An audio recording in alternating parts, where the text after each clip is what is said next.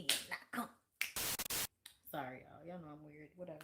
Hey everybody, what's up? It's your girl Bondy Blue. So let's go ahead. Hey everybody, what's up? It's your girl Bondy Blue. Okay, follow me on Instagram and let's get into the video, right? Yo, what it is? Hi, everybody. Hey. It's good to see y'all on this Good Friday. I hope y'all doing all right. Girl, coming up here early. Okay, well, as early as I can today. I know y'all have not really seen me since what that was, Wednesdays when the last time we did a Bondy Blue show. But I definitely, and of course y'all saw me on Niecy's channel for the Ooh Ladies First panel. Shout out. I gotta start podcast. Are y'all listening to us on podcast places? Ooh, ladies first. Okay. Zana. All right, y'all. We got a cute little show. I hope y'all are doing good. I hope y'all about to have a real good weekend, girl. I feel like I started off good. Okay, just in my life. Yesterday I went to May's Lounge because they were having like a Sapphic event or whatever. You know, the Sapphic is for, you know, the girls. It's just for the girls, okay? If you are an ally, you could come through, but it's for the girls, okay? It's for the girls that's INDEPENTNC. It's for the girls that be living stress free. It's for the girls on a mission like me, okay? We had a really good time though. I love that they bring games, and I'm like, only true millennials could appreciate basically being in a club, okay? Around 5:30, 6 o'clock, okay? 6:30, before the sunset. It's the summertime. And you in a lounge, sitting in a corner, okay? With some real nice, good quit people. First, y'all play Jenga. It's too much. It's too nerve-wracking. Then we move on to playing some type of version of Cards Against Humanity based on memes. And when I tell y'all the shit was too funny, we had a really good time. So shout out to DJ Shine Lee and DJ Shine Nola for always throwing like really cute sapphic events. Cause I be having a good time every time I go down there, girl. And cause they're really good at getting you to talk to strangers. Like I'm good at it now. But y'all, like when I tell y'all talking to strangers at events, sometimes I gotta feel it out a little bit first before I really start, hey, how you doing, girl? I met a really nice lady, a really beautiful lady yesterday from Brooklyn. She and I were talking. And she we followed each other on Instagram. But I was like, okay, girl, you need to be if you here, you out here just by yourself from girl, you need to follow me. We need to follow each other, okay? Because we might eventually do a Ooh Ladies First panel in Brooklyn, and you need to come. Obviously. But yeah, shout out. Oh, and there's another event that I'm going to. Shout out to Gucci that Gucci's throwing with DJ Shine Nola and DJ Shine Lee. So yeah, it's gonna be fun. It's just Pride is next week, not next week, week after next. The beginning of June is Pride, so there are all these events going on, child. Listen, if you come into New Orleans Pride, girl, you might see me out at in the street somewhere. All right, good times, good stuff. Now, y'all ready? It's enough of y'all in here. It's 200 people in here. Like the video. Can y'all hype me up? I would really appreciate it. Share, you know what I'm saying? And interact with the content. Let YouTube know that you're fucking with me. Thank you very much. Let's go ahead and get into it. So I want to start here. Let me back that thing up. I bag it. Stop. Pause. Okay. Bigger mouse. Serve it, wash it, twerk it. Okay. All right. You guys, I wanted to start off with something that I thought was actually a key. I hope this is a key. It was a key to me. Black men in higher education. So first of all, black men are so interesting to me. This is like no tea, no shade, okay? I'm not gonna do this with y'all where I have to, tell y'all not all of y'all and all of this dumb shit. If you feel hit, it was meant for you. Okay? All right. So like it's a thing where like as black women or women period, we will get on the internet warning each other of how men are manipulating women and how they're treating women. And men are like, bitch, shut up. You know? Don't tell the girls, don't tell the young women that we really are just trying to control them and use them and manipulate them, and that after we're done doing all of that and they're done self-sacrificing, we're just gonna toss them aside like they never did any of the shit that they ever did, right, Mendices? Right? So, like, when we try to warn the girls, there's always guys that are telling us to shut up. And there are always like other women who are still under the fog of the brainwashing, trying to make sure they're seen in the comments being on the side of men, just in case there's a man that may want them in the comments. Okay. It's very important to the pick-me's to live their life in a way that validates men. I don't know why, but okay, girl, live your life, you know. These are rules that black men posted to other black men that were written by a white lady. Oh, yes. The white lady is teaching other white women how to get the dumb black jock, how to get the rich black cock. And listen, black girls, these are rules. If you are out there shopping for a dumb jock to possibly get pregnant by so that you can up your status, I know you're probably not listening to me, but in case you fall in the wrong algorithm, girl, you might want to listen up. Or in case you one of them and you like me, but you just don't be saying nothing because you know you don't always agree, but you be like, let me hear what she got going on. You know what I'm saying? I know it's some of y'all in here. Hey, girl, this is for y'all. Okay, girl, this is what the white women's is telling each other about how to get the niggas. You know what I'm saying? How to get these black men's. Okay. Rule number one. Rule number one is the foundation to lure an athlete with a pick-me mindset. He's the prize. Remember, he can change your life. You can't change his. And a lot of women, when we, how that translates in black culture, the man is the prize. Oh my God, I need a man. Everything would be better if I had a man. Oh, I could just take or leave a woman. They got so many women out here, I can get any old woman. Ain't none of y'all really that special. If any man acting like he like you, he just want to fuck you because the only valuable thing about you is your coochie. And then when you act like the only valuable thing about you is your coochie, I'm going to tell you that you less than a person just so I could try to get a cheaper price on said coochie. That's what's going on. Rule number two. Dealing with cheating. Don't look for it. If it's just a fling, let it go. He's the prize. Remember, he can change your life. You can't change his. I feel like I beg to differ. Listen, I'm in a period in my life where I want women to have the same mentality that men have, just a little bit. I'm sorry, I can ruin your life, nigga. Yeah, girl. If you want me to, I could make your life miserable. But this is how you know in real life, women are not actually capable of making men's lives that miserable, but men love to act like that because they scapegoat us when asked why they don't do better in the community. I've heard this like all week. Think Ray, whoever that ignorant ass dude Ray is, who tried to act like he had some sense. He's like, and her other black men, not even just black men. I saw a Mexican man, okay? A full, you know what I'm saying? A full essay was, talking about how the reason why they're so, they don't do the things they're supposed to do is because they have to date women. It's because Ray was saying the same thing, and I heard the Mexican man saying the same thing. And it's like the funny thing is they always use the same rule book. Everybody's using the same rules. I wish y'all would get a little bit smarter. This is starting to get boring. Oh my God. Okay. So yeah, they really do. You have got to want to ruin. You have to threaten to ruin a nigga life. You do. You do. You absolutely do. You have to have that type of energy about you as a woman because they have to fear you a little bit. Men only respect fear. In this society, men truly only respect fear. And if men don't respect you, they will do any old thing to you or let other people do any old thing to you. So it's very important for a man to respect you. And as soon as you feel like he not respecting you, it is time for you to do it like a switcher up. Okay? They do shit like this, and this is where you got to start playing the games that they play, right? So this how it go. Say they, try to do some shit that make you feel less than. right? They disrespecting you. They trying to play on your top a little bit and act like it's a joke. You gotta hit him with a Martin. That was funny. And then quick switch. What about your hairline though?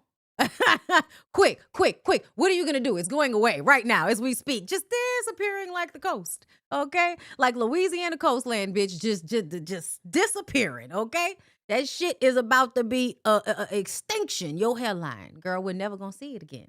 What? Niggas start because men are not good looking enough, clean enough, not fat enough, not, they're not smart. Like there are so many things that I feel like, girl, whenever they play with you, don't play. Gut punch that ass. You know what I'm saying? Go straight for the belly, right? Bring up the fact that they have titties. Oh my God. Oh my God. And please do it from a safe distance just in case you're with an abusive nigga. But I'm a New Orleans girl, and sometimes we know we're about to rib an abusive nigga, and it's just like, and if you put your fucking hands on me, guess who's going to jail? Okay? So you have to be very like you can't live like this, y'all. This is why I don't understand why you don't understand sometimes how marriage and all of that is a form of prostitution and that everybody is selling themselves in some type of way. Some of these rules can be applied to your job, girl. Don't forget.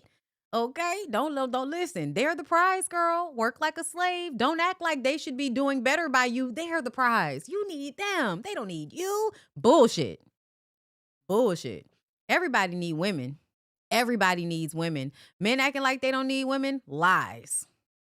I feel like women, I'm sorry, y'all. I know people be like, women need men. Funky Dineva just said that. Women need men and men need women. Honestly, I do not think we need y'all. I think y'all are fun. Y'all are great to have if you're good. But I don't think that women actually need men. And I do think that men need women. I'm sorry. Like on a spiritual level, on a mental level, like on a physical level, y'all would not be here if y'all didn't slide through some ladies' thighs. So, I'm sorry. I don't, listen, and I love mine. Like, I really love mine. He makes my life so much easier. Like, great. Do I need him to survive? Not currently. Now, we're in Trump's America. Maybe eventually I will. Okay? But as of right now, if I would be a woman alone walking in life, just coming into contact with only other women, I do feel like I would be all right. As somebody that loves masculine energy, y'all. But I'm sorry, y'all. I'm sorry. I'm sorry. I know that's what everybody. Men need women. Women need men. Is that right? Is that what you think? We like some of y'all. It's like I said, y'all are fun. Some of y'all are really great. You know what I'm saying? Like the stoicism, the calm. You know what I'm saying? Sometimes the dick. You know what I'm saying? It's all great. It's all good. Need is a very strong word. I need oxygen. I need food. I need water. Do I necessarily I need a nigga? Like I need those things? Absolutely not. Absolutely not. Do I need a nigga like I need myself? Absolutely not. Okay? Let's move on. What's rule number 3? Completely integrate yourself in his life to where he can't function without you. Listen, y'all, this is a rule a lot of narcissists and manipulators like to use. Be careful because an abusive man will do the exact same thing. Ingratiate yourself into the life of a person. Why you have to be careful when people doing nice shit for you. Because yes, you want to receive it. Oh, thank you so much. I appreciate that. But always keep in mind, people give you shit as a way to come back around later on and pull on a string that they've already given you when they did something for your ass. You think no strings attached. Okay? But you got to integrate. You got to be all by his mama house and shit. What's going on? Hi, listen. Hi, Miss Toya. How are you? Oh, I'm great. Hi. Hi, Kayla. Hi, Kayla. How you doing? What's white girl's name, y'all? Okay. What's another? Kaylin? That's a white girl. Kaylin. Okay, girl. Find us some white girl names. Ashlyn. Oh my God. Number 4. Don't embarrass him. Don't cheat. Don't text other men. Mind you, he can embarrass you. He can cheat on you. He can text other bitches. You cannot. That's an imbalance. I don't play by those types of games. Yeah, no. And I've always felt like I don't know why any man would ever want to play with me like that. That like I had one situation. Only y'all, I have only ever been cheated on by a man one time. One time. Only one man ever had the balls to cheat on me. And as soon as I find out, he hurry up and get out the relationship. You know why? Because I cheat back. I cheat back. And not only that, I'm I'm so sorry. Like, black men, I love y'all and all of that. But the black men that I grew up around, y'all are never as slick as y'all think y'all are. And so when I decide that I'm gonna be slick, it's gonna hurt your fucking feelings. But you should have a healthy amount of fear of me. Because he didn't have a healthy enough fear when he decided to cheat on me in my apartment. And then have our, his friend, but also our mutual at the time, because we all worked together, lie to me about it. Oh yeah, nigga, I absolutely went to Florida and fucked on a bitch. What? You were cheating on me, I was cheating on you. What do you mean? I guess we both ain't shit. I'm her. I'm her. Okay, the relationship was over after that. But like boyfriend, girlfriend shit, you know what I'm saying? In a marriage, I'm not doing all that. You know what I'm saying? We either gonna have a certain agreement or we gonna break up. But we're not doing all that in the confines of something I'm like financially connected to. Fuck all that. But boyfriend, girlfriend shit, are you serious? Please, niggas, give me the opportunity for you not to know whether I'm fucking my girlfriend that come around every now and again. Or a nigga you've never seen or heard of before. Please don't test me.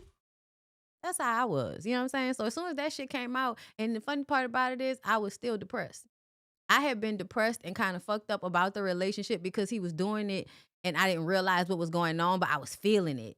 And I said it to him one time. I said, I feel like you're not really here. Like you're pulling away in some type of way. Because niggas love bomb you and then they pull away. And this is just me getting into my adult like dating of men. Because prior to this guy, it was one other guy. That guy never cheated on me. But, other issues. And prior to that, it was the girls. And of course, the girls always cheat. You know what I'm saying? It is what it is. Okay? But yeah, no, that would have never worked with me. This how I couldn't be with no, ball player nigga. Because no, nigga, I am cheating back. And all that hoe shit, you can call me as many hoes as you want to. I've been being called a hoe since I was in middle school. And I didn't have sex until I was old enough to get a hotel room on my own. I was 19 when I lost my virginity to my first boyfriend. And at the end of the day, I had been being called a hoe since I was about 12, 13. And they call you a hoe when you're a young black girl if you're smart, if you can understand things quickly, if you are very cut and dry. And how black people back in the day, like, that's such an interesting thing to me. Actually, I'm being abused. And so I'm more hyper aware because I'm being abused, right? But because y'all see abuse as discipline, you don't see that's the reason why I'm more adult than you would like me to be. It's not adult. I'm hyper aware. And I'm hyper aware because I have to be careful because anytime I say something that somebody doesn't like, I might get hit.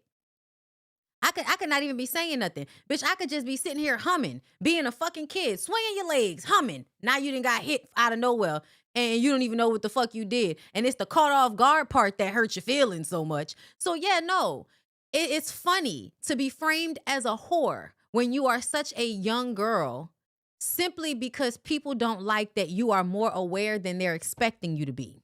Crazy shit, right? So that's why, like, being called a hoe, as much as I made sure you can count how many niggas I done been with on one hand and all of that shit, like, when it really came to my sexuality, no, it was way more women. It was way more women. And that's because I felt like when women, I'm not being called a hoe. I can have sex with as many women as I want because you're not going to call me a hoe. But if I go and have sex with a bunch of men, then I'm going to be a hoe. So I always have to keep whatever the number of women is, half or less than half the number of men. That's just how I grew up to see it. So, you know what I'm saying? Leave me alone is what I'm saying, okay? You really got to be okay because you can't fuck around with me. I will hurt your feelings, okay? And then you know, like, yeah, I don't give a fuck about you calling me a hoe. Like, congratulations. Rule number 5, go completely wild on him in bed. This is why the girls are spraying the back of their throats with numbing spray. She even said that. Use numbing spray, right? Because you want to get him freaked out.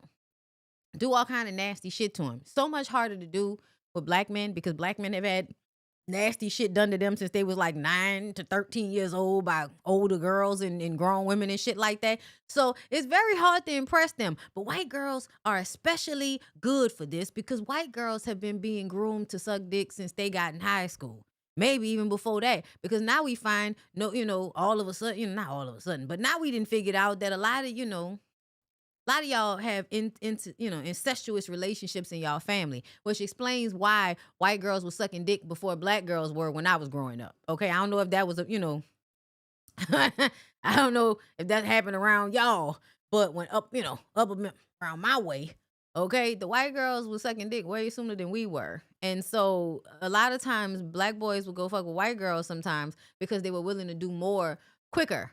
And honestly, I think now I realize it is because they've probably been assaulted earlier on.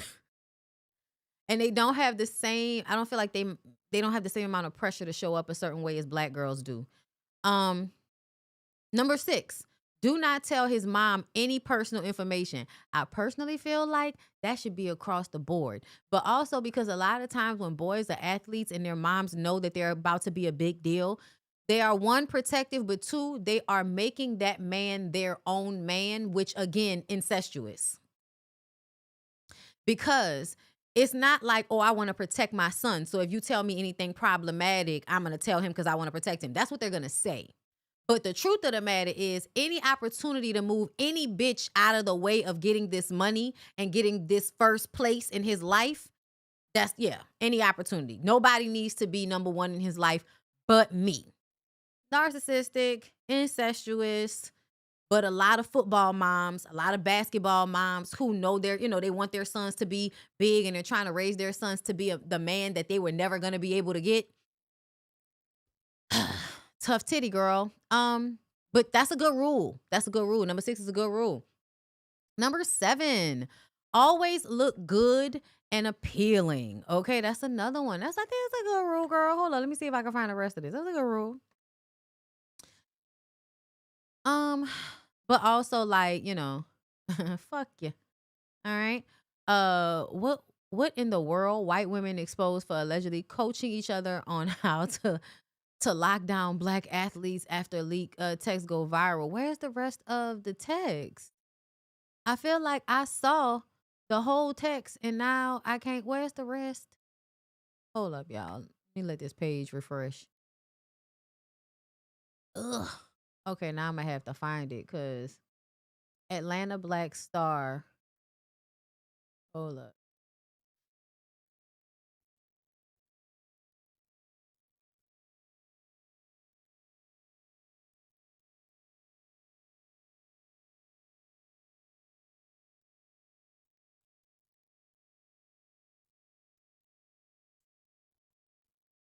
Because I want these texts. I want to pull up these texts, girl. Because the texts were very, very interesting. Okay, hold up. All right, got it.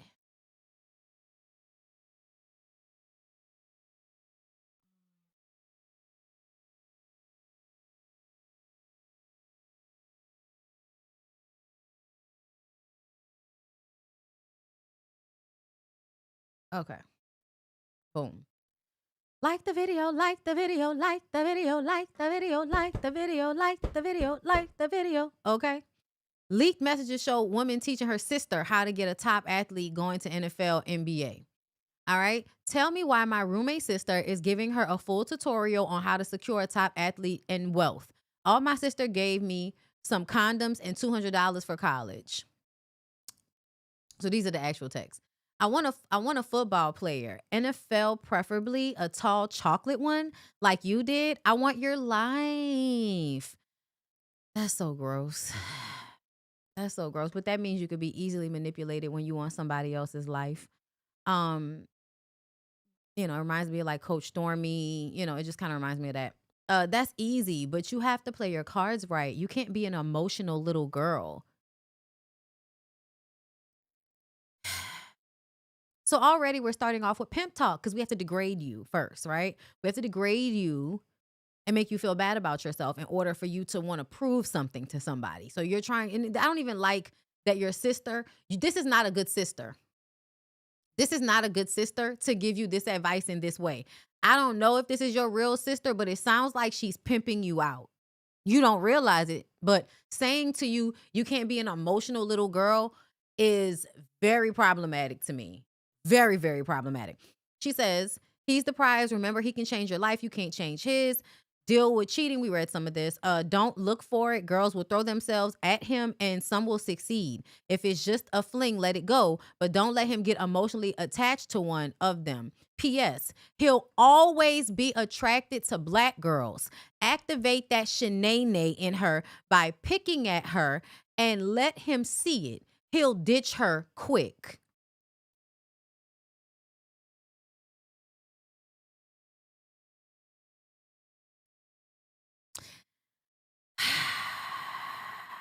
Wow.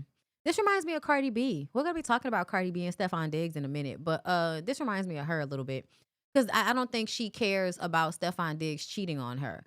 But the thing they don't understand is that when you give disrespectful niggas like easier rules, they're just gonna find other ways to disrespect you. And everybody's like, "You ain't never been mad at you." We'll get into it, girl. But no, no, no. Okay. Anyway, um, if she's like us, it'll be harder because more than likely she's playing to win him too. Make him choose. Make him choose. And please don't forget racism always plays a part, right? Obviously, Shanae. But the fact that they recognize that all they have to do is antagonize a black girl, she flips out, acts out of character, and now you can make her the bad guy. So this is why I always say to keep, not saying you have to just let people talk to you any kind of way. Keep your cool.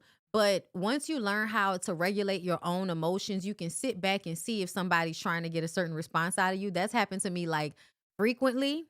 And I notice it when it's somebody I don't give a fuck. I think it's funny. But when it's somebody I care about, I'm gonna check you very respectfully. You're not gonna get me as out of character as you think you're getting me, but I'm gonna say some shit that's gonna hurt your feelings. So just be prepared for that. Number 3, when she said be an asset, fold his clothes, buy and bring him food, do his homework, completely integrate yourself into his life where he can't function without you. Do his homework, bitch. Okay? Y'all see these white girls do this shit all the time. It's hilarious. Don't embarrass him. Don't cheat. Don't text other men. His cute friends and teammates will try you. Ignore it. Just in case the relationship goes south, another athlete will see you as gold. Not bad. Listen, it's not bad. It's not bad. People that know how to play these types of mind games is actually really great advice. But this, go completely wild on him in bed, use throat spray, do any and everything, be spontaneous, make it go down anytime, anywhere. And see, this is how you create something unsustainable. Because a lot of these women think that they're doing something by getting these men. But men that you try to trap with manipulation like this, they know you're manipulating them. So what they eventually do is be like, no, bitch, you wanted to manipulate me. Keep doing it.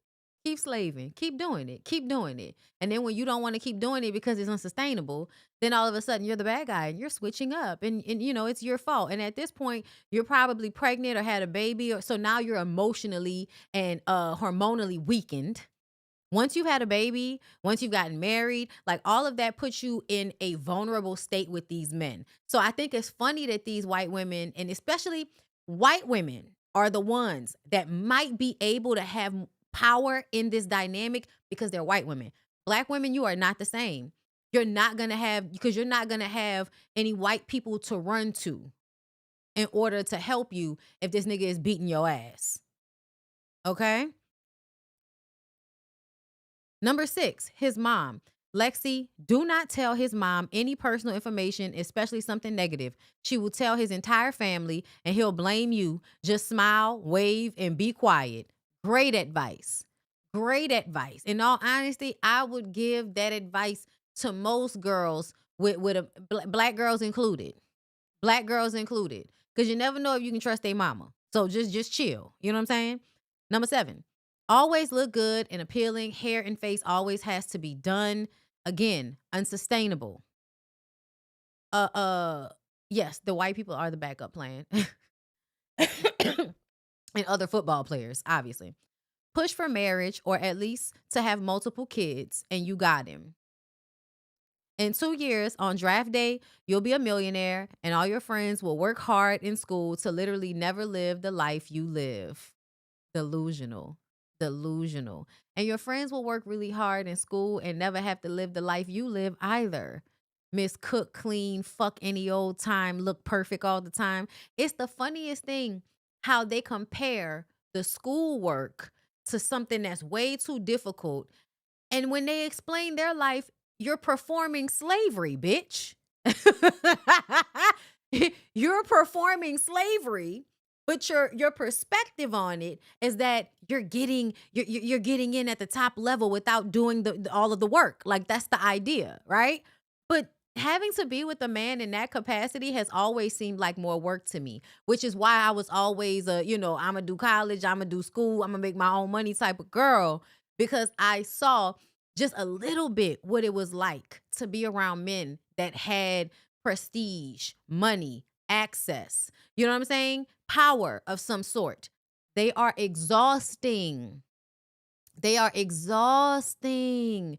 I'm sorry. I'm not going to look camera ready every second of every day. I'm not going to always be beautiful all the time, especially if I'm having a full family, kids life with somebody. That's ridiculous. Why the fuck would I be cooking and cleaning and all of that well into somebody being a millionaire? And please don't forget that, oh my God, the life your friends wish they could have. Them girls will go to school, get their degrees, get a good job somewhere, open a private practice or something like that, and have people cleaning their house, get their meals catered or have their meals prepared for them and ordered in, and they will have less work to do than you, the married woman that all she has to do is split herself open every night for a big ass football player who's been running her ragged and letting his family disrespect her all day. Girl, y'all know y'all perspective on slavery is so interesting these days, girl. My God, on today. Uh she says it's so sweet and rewarding, Lex. I'm in Cancun right now. Just wait on it, bitch. Just wait on it. Wait till the CTE kicks in. Wait till he getting mad and all of that and start beating your ass. Oh, don't forget about how when he's losing during the season or not playing that well or having high pressure games, he's gonna be talking to you like you a dog on the street.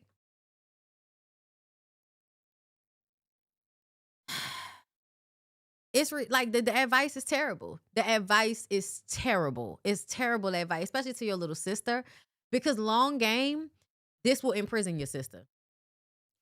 Long game, even as a white girl, you can have a baby, you can die during childbirth. After y'all have a baby, a lot of things change. Those men don't actually get you help just because they have money, as we found by I know, right? Cancun, which can still be expensive. Okay, so we're not gonna go too hard on Cancun.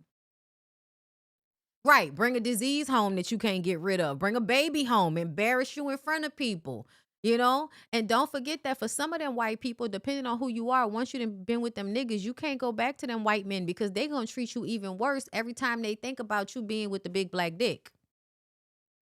So this is very cute. Like this is giving instant gratification, right? But it's not long-term goals like they think it is, and I honestly never thought that giving men my energy for money was worth it. They're exhausting. I have to like you, nigga, okay? But like because time is more precious to me than money. And sitting having conversations with draining ass men at any moment in my life has never felt like it was worth the headache. You had to already been giving me some good energy in order for me to want to even sit down and talk to your ass. Okay? Now, let's go ahead and get into some of the girls, right? Let's get into some of the girls and some of the things that they say. Uh, where do I want to go? Where do I want to go? Real quick, real fast, because I put this in my DMs. If you're in the Discord, I put a link to my Instagram DMs where I post stuff. So I don't forget sometimes, and I'll post things in there. You know, just stuff. So if you want to follow that, please do.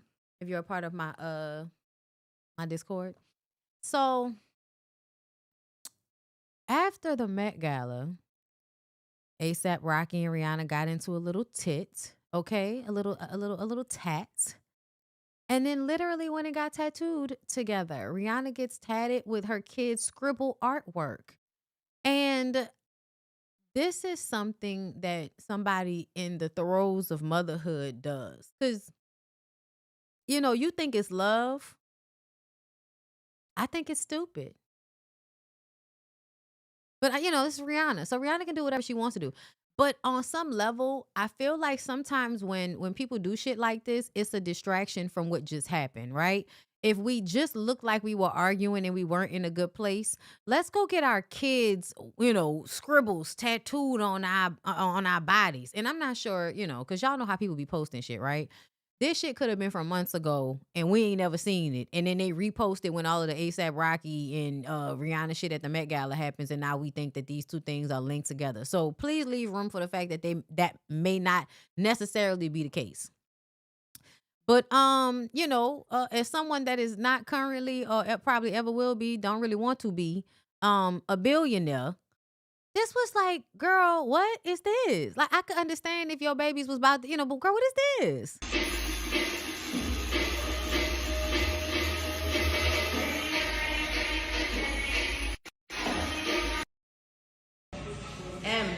Make sure my ass look good in bang bang shots. Your ass is not in the shot. No ass. Cause she got the good ones. That got ass. This is not an underwear commercial. So this is scribbles from her children that she's getting tattooed on her leg. I have 2 kids, and lots of that I think it's okay. It's not just me. Okay. I'm glad it's not just me that thought it was stupid, because it's like, you really got scribbles tattooed on the back of your leg.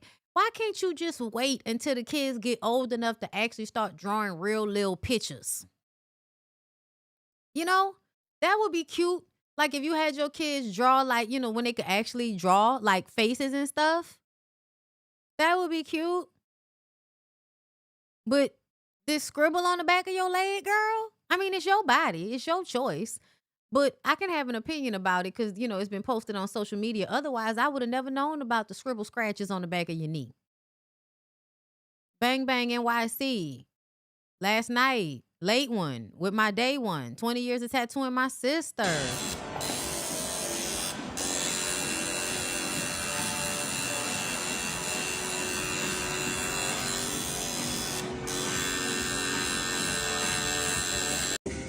The torture I've endured in this shop.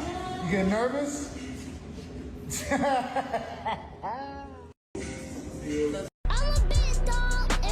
So yeah. That's stupid, Rihanna. What's going on? Like, why? I just don't understand. Even if it had the color, it might be better. But like, just scribbles on the back of your leg. The easiest money is somebody. I know he matching it up and shit, trying to hold up. Let me make sure line this shit up right so I can get.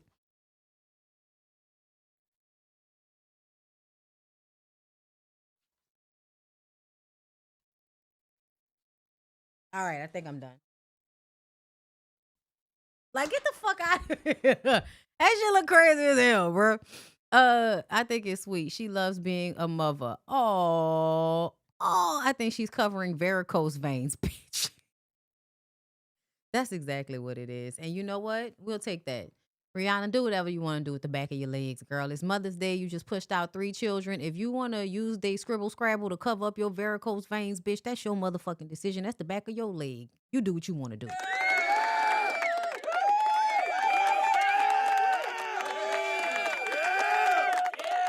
I'm still gonna say that, girl, why? For why? What's this? Okay, yes, I did want to get into this. So I'm about to reach, okay? Are y'all ready? Hold up. Y'all can hear me? I'm good. Okay. Tam ta da dam tam tam. Okay, all right. So I'm about to reach, okay? So this is one of them moments when I'm totally, totally okay with being wrong. I'm okay with y'all feeling like, Bondy, you doing too much. I'm totally fine with that in this moment, okay? Because I don't know these people. You don't know these people. I don't know these people. I don't know Tiana and G Herbo. Okay, Taina. That's what it looked like. Taina. I don't know her, okay?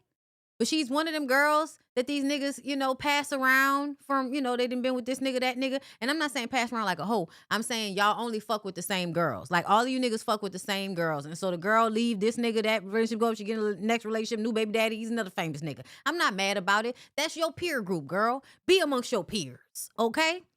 But this made me feel like G Herbo is creating triangulation with their daughter. I could be wrong, but it's just how I feel. Can we play the clip? Amy, you don't like mommy gift? No. Why you don't like it?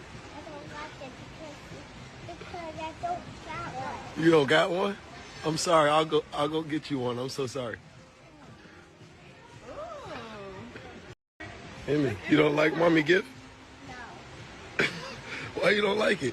I don't like it because I don't got one. You don't got one? She's so adorable. I don't ever blame babies when they act like this. I actually blame the parents. I also feel like, I know we always think the kids that, things that kids do are so cute. Oh my God. This for me feels like, telling of something that's going on behind closed doors. Because I'm going to tell y'all right now, maybe my mama will have a different story to tell, but I don't ever remember being jealous of my mom. And I feel like people wanted me to be jealous of my mom. Y'all let me know if this has been anybody else's experience. But if you got a bad boosh for a mom, right? Really pretty lady or something like that, your teenage boyfriends, girlfriends, child, other family members, it's like they don't want you to be like your mom. Like they don't want you to be close or really like your mom. I don't know. Is it just me? But to me, this feels like y'all did something wrong here. Selfish? It's Mother's Day. Mama. I'll go get you. I promise, but I'll get you one, okay? Okay? That's not I just got it for mommy for Mother's Day, but I'll get you one too, okay? What? I'll get her one. I promise. No. I don't want And my see, baby. and now he makes her the bad guy, because to me, you're supposed to be teaching your daughter that it is not okay for you to be upset because someone else got a gift. You get a lot of gifts, don't you? When it's your birthday, don't you get gifts? There are times when things are going to just be about you. There are times when things are going to just be about other people, and you have to be happy for them, just like you're happy when you get things. That you have to talk to your children and teach them the morality you want them to have. And one of the biggest lessons I think I was ever taught was not to covet other people's things. I remember the moment it was my mama stopped me dead in my tracks, sat me in a car and talked to me and was like, listen, don't ever talk about how you want what somebody else has. Don't do that. You have a lot of things that you need to be grateful for. If there's something you would like, I would like something like that. But you never want what they have specifically. Once she taught me that, I started to understand. I'm actually one of the people that will smile the hardest for you if you get whatever you want in life, because I actually do be happy for people when they get the things that they want or the things that they deserve. That is because at some point when I was young, my mom sat me down and had a conversation with me about coveting other people's things. One of the things the religion got right, but people don't really, teach it or practice it, is to not be envious of what other people have. And it's something that's, I think, a lifelong thing that you have to teach yourself. but you always have to be in a place of what's for that person is for that person. You're going to have moments where you don't feel that way, right? You're going to have moments where it's like, well, why am I not? Well, you know, I have these moments all the time, and you have to combat it every single time with that's for them. What's for me is for me. They deserve whatever it is that they have. And plus, I don't know what they did to get what they have. At the end of the day, what's for them is for them. And what is for me is for me. And whenever people get what they want in life, that means that I'm closer to getting what I want in life. You have to have that mindset so that you're not a fucking hater. Because it's not cute and it's not good to be a fucking hater. Not really. Okay? So to me, this is a lesson for somebody to teach a lesson. I also don't like in a comment, she got her daddy wrapped around her finger. Don't like that.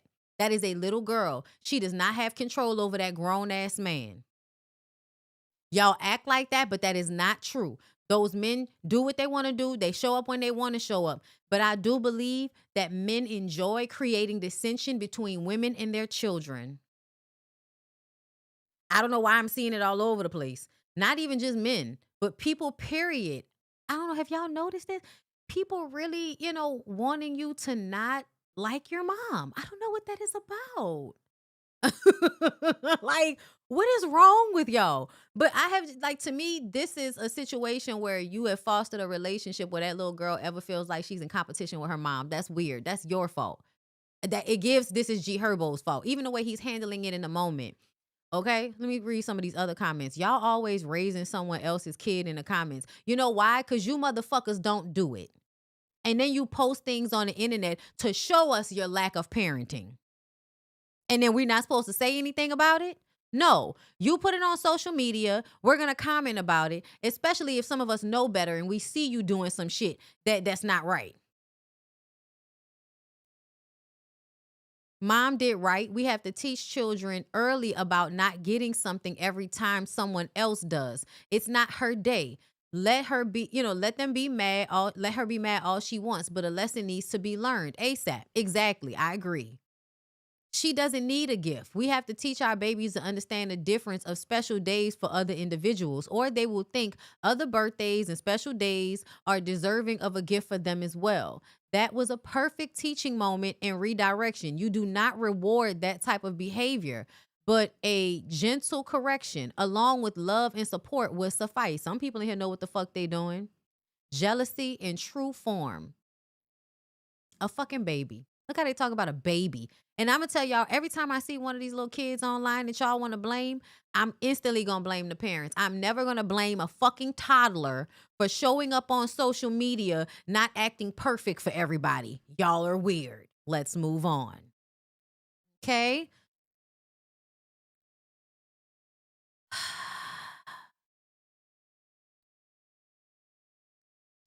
Carisha, please. Carisha, please. Where all my scamming ass niggas at? Spin that bag. What? Spin that shit. Spin that shit. I actually like that one. But it's only because the beat is off the chain. And as a black kid that grew up, as a millennial, anytime y'all have a group of kids singing on a track, it's normally a bop. Okay. Where all my hating ass shit sad. Spin that shit. Spin that shit. All right, bitch. Listen, I'm not gonna lie. It's a cute one, Carisha. It's a cute song. I ain't like that other. You see that soul finger sad? I don't like that one. But I do like the other one. Okay. Young Miami speaks on the being left for dead and pushed out the industry. Says men were mad. She wanted a man worth $100 million. Okay. So let me explain, Carisha, because I think some of this is lost upon y'all because y'all don't understand who actually brings in the money. Because we live in a system of patriarchy, y'all don't know that our entire system is based off of women and women having children. The dollar, everything is based off of human life and how many human lives that the 1% or whoever can, hypothesize will be able to give into a system financially. Okay? So once you understand that women are what drive consumerism, you can even go back to what really built our whole American economy after slavery, after Reconstruction. Women. Women buy products, cleaning products. Women buy beauty products. Women buy clothes. Yes, men buy clothes and all of that. But historically, the people that have been catered to when it comes to buying shit or to going to movies, listening to music. Yes, men are there, but at large, women are always going to be your largest supporters. It doesn't matter if you're a woman or a man. If you're an artist, women are usually going to be your biggest supporters because the masculinity is choking, okay? The idea that men were going to help you in the industry is a fallacy that y'all have created because you think your beauty and you being, you know what I'm saying, type of bitch that Diddy would want to be with is valuable to another man. It's only valuable to another man that wants to do you the same way if you allow it. But everybody's not at Diddy's level in order for you to be able to go to them after that. So to me, the reason why you were left for dead is because you are a male-centered, male-identified pick-me who doesn't know how to read the room. You think that you can still get up here on interviews. You think you can still get up here on the internet, on the Twitter, and talk as if you're not a woman, as if you're not a woman that is gonna have to rely on women to make your money. And I think Carisha, you know, I'm gonna read the article because I really don't know what she means. But just based off what she says, like, you're saying you were pushed out and left for dead because you said you wanted $100 million man. No, girl. No. They were always going to treat you like that because men don't respect women, and they especially don't respect the city girls. Diddy is the only one that kind of created a barrier around you. DJ Academics was still online calling you a hoe and everything but a child of God, but it was Diddy that had to tap in and say, hey, why don't you come to my party? And then everybody gets scared. So we shut the fuck up until he goes to jail. But your mistake was always thinking that you needed to be more worried about how these niggas see you than how other women see you. That's the part of the problem. We're the ones that listen to your music. We're the ones that are gonna come to your show. We're the ones that are going to buy whatever you sell. And you don't put the real effort into those relationships. You put the effort into your relationships with men for the most part. And that's more obvious based on how you and, you know, JT broke up. Have you cried making certain songs for this album? Yes, I did. What made you cry? Just, you know how you look at something like life and you just be like, damn. Yep. This is what it came to. Yep. Damn, this is where we at. When did this industry break your heart? Oh my God, when everybody pushed me out, left me for dead, just said, you're done. Yeah. It just, that broke my heart. Yeah. Have you cried making? I remember her saying she retired shortly after meeting Diddy. Then the bragging about her billionaire boyfriend, the trip, shopping sprees, island hopping, and calling people broke. Then the P comment after her billionaire boyfriend gave her her own show. Now it's everybody turned their back on me. I wonder why. I love when people count you out, but God says not so fast. It's still your turn. Girl, shut up. Young Miami kept that group alive while JT had to lay down and do her time. She could have said, y'all can only use that for so long. Y'all can only use that rationale for so long. She got out of jail, and what did you do? Go run into the arms of an abusive billionaire who had fucking RICO charges brought up on him. To me, I don't even want to read the rest of this comment. I know that's to give like another perspective. Y'all, you know, I love when people count you out. Girl, ain't nobody counting you out. People not fucking with you because of you. And that's what annoys me. Y'all have no self-awareness. So you don't realize you've turned people off to you. What was funnier to you? The men that were mad at you or the women that were agreeing with you when you said that you want a man that had $100 million? Oh, I've never seen the internet so divided. That was a very. You've never seen the internet so divided, really, Nessa? What made me? It was the men. Because first of all, I'm not even talking to y'all.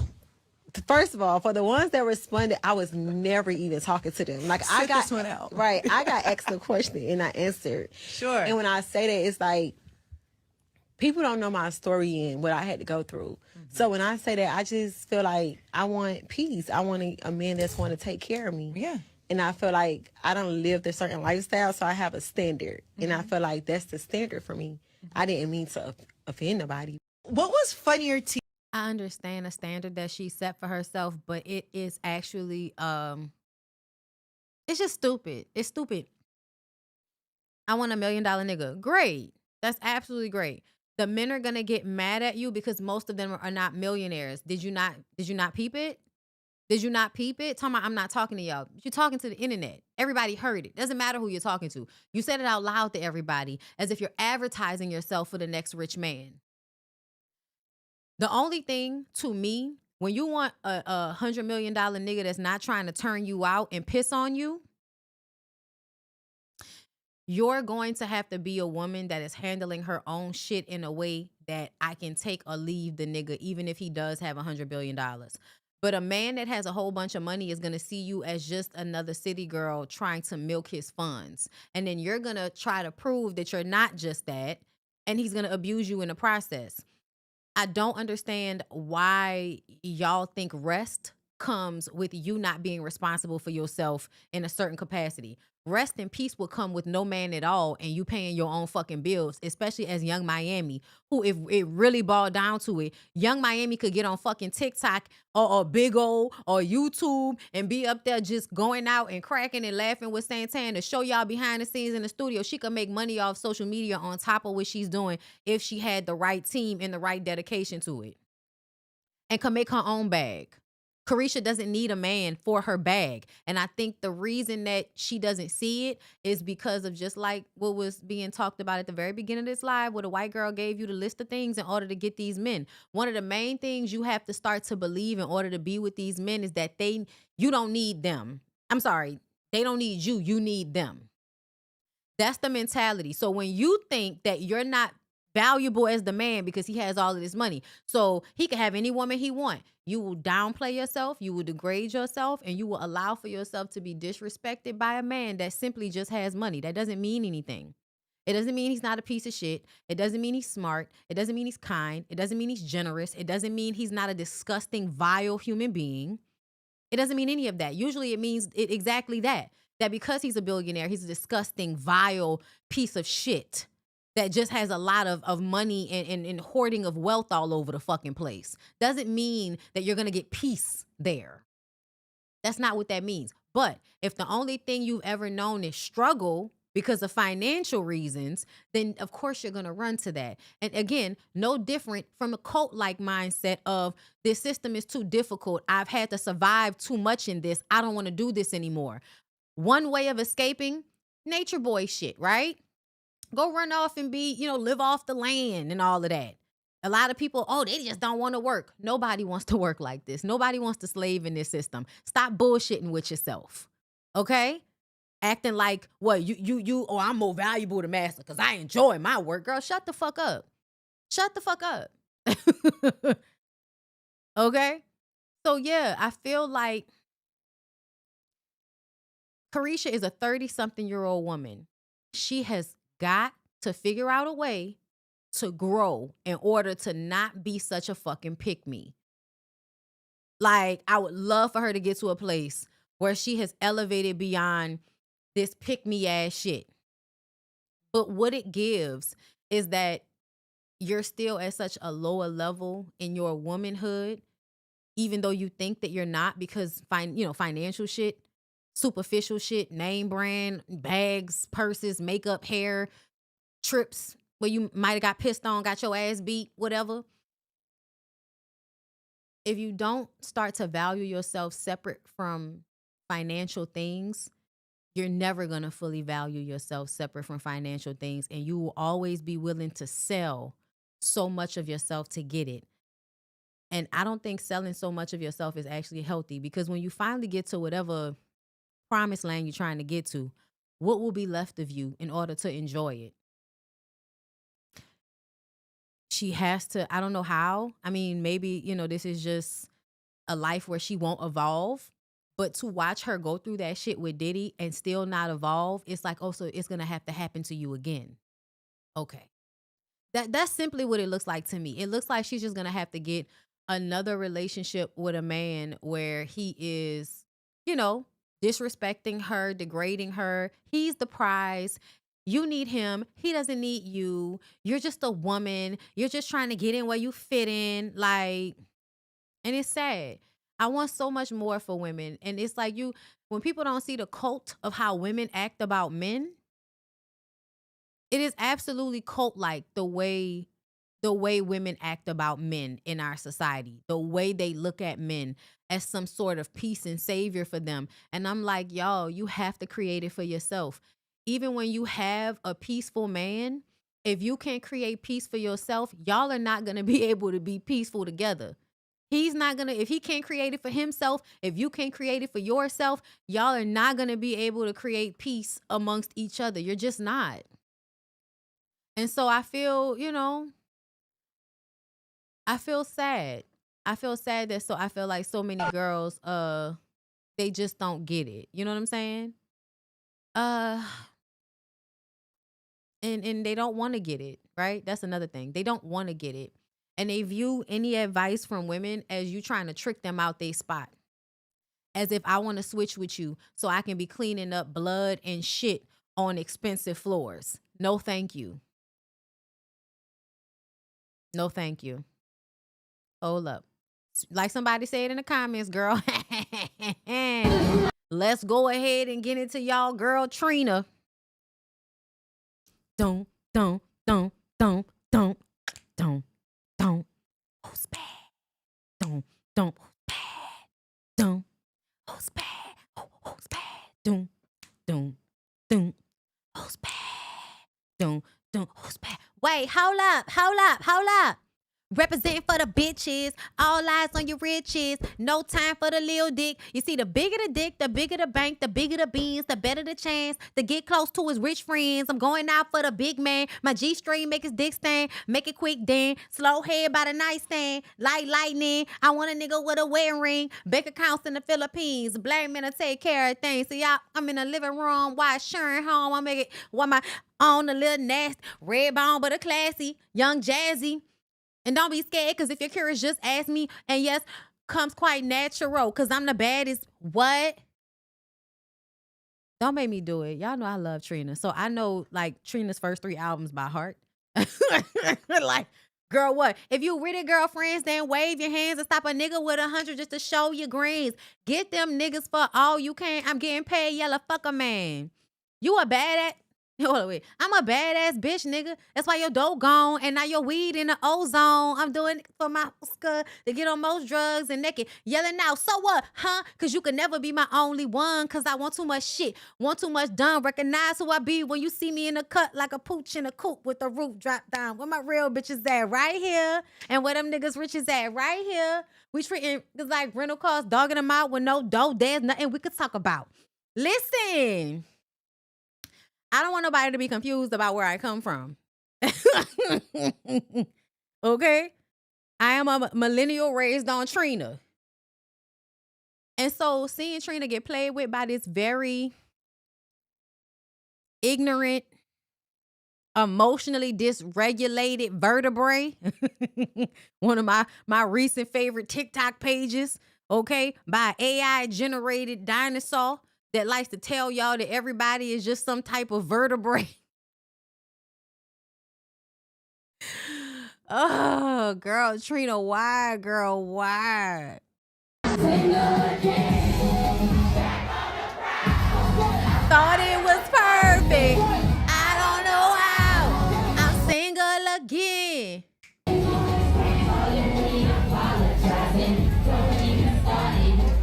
Listen.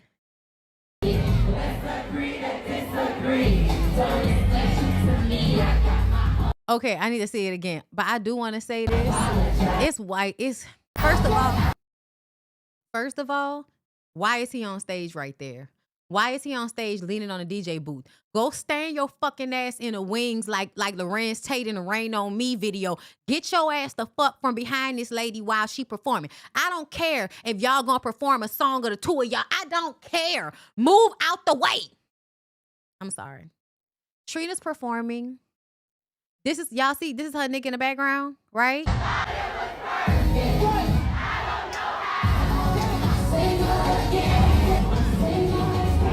Listen, it's my shit.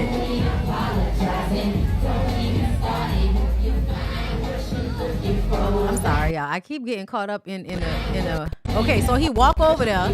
Where you going? What's going on? Who you talking to? Something going on. Look, something going on because not everybody else is walking over there. Not Trina went from smiling and loving the fact that the girls are eating it up, singing the lyrics. Now she turning her head because she got to pay attention to the man child that she's married to that's causing some issues on stage.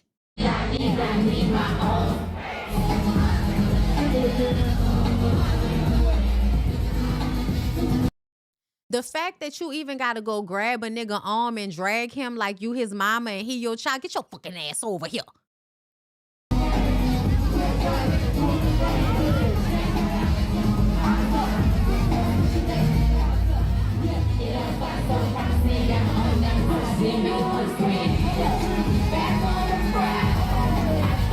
I can't do this with y'all. I'm not gonna fucking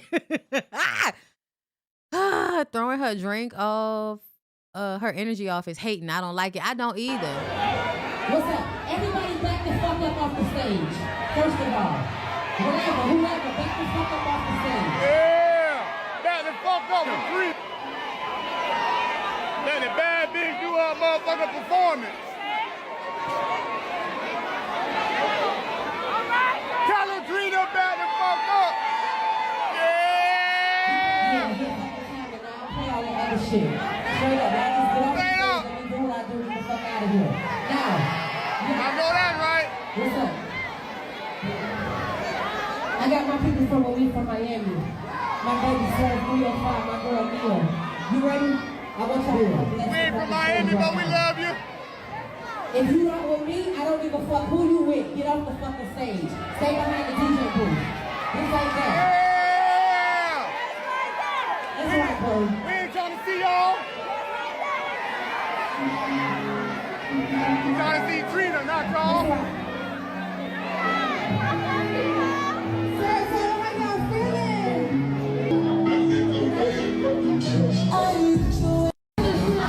What the fuck was that? So she like get off the stage and he go follow behind whoever was walking off the stage.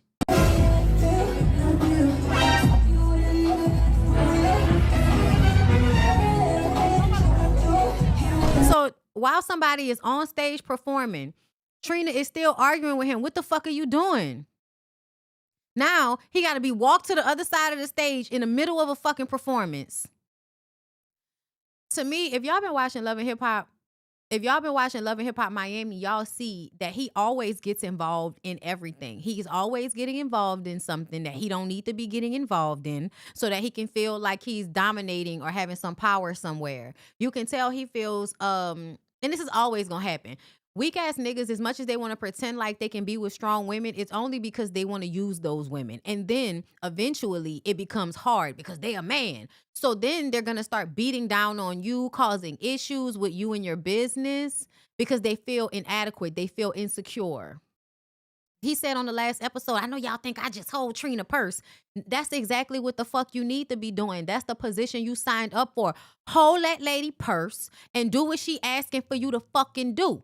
Don't be out here trying to be involved, causing issues. Like, I feel like he spazzes on people just so that he can, like, express dominance in the moment because he feels so weak in her presence, but he can't fight with her. So he got to fight on her behalf as if he's protecting her. And it's not protection, it's sabotage.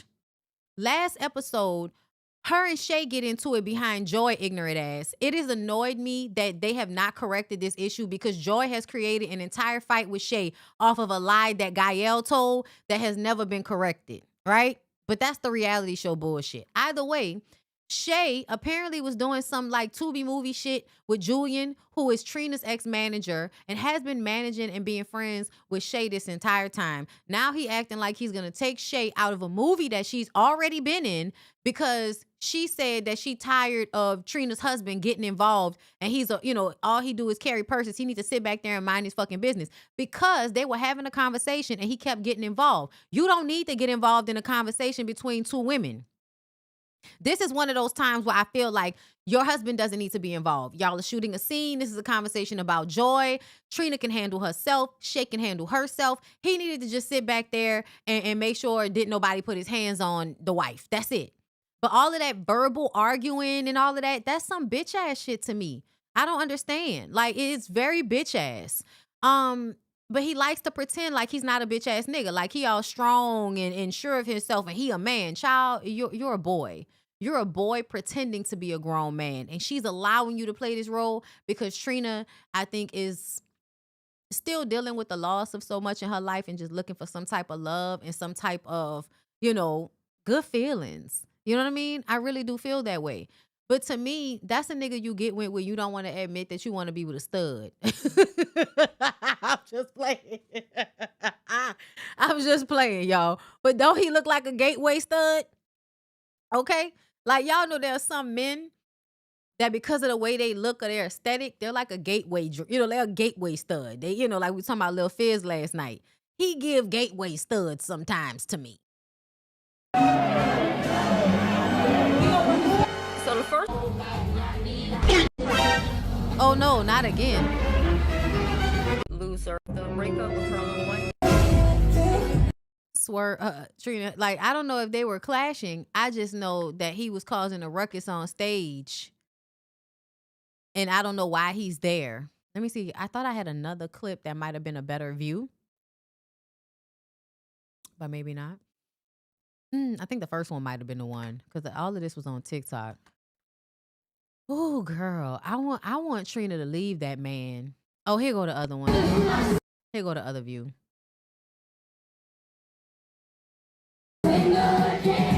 Okay, we saw this part.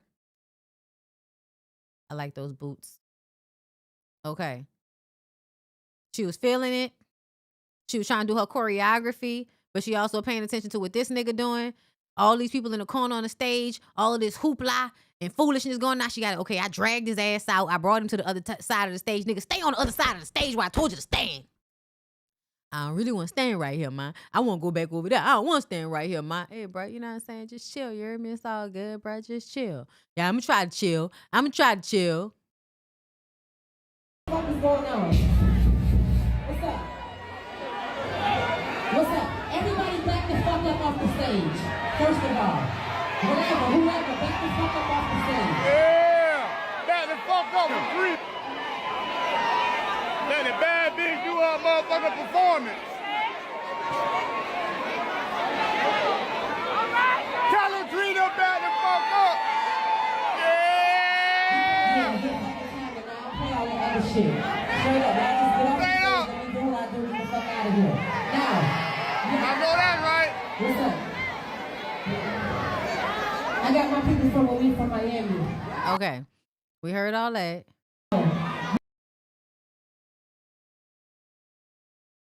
If you not with me, I don't give a fuck who you with. Get off the fucking stage. Stay behind the DJ booth. Just like that. Yeah!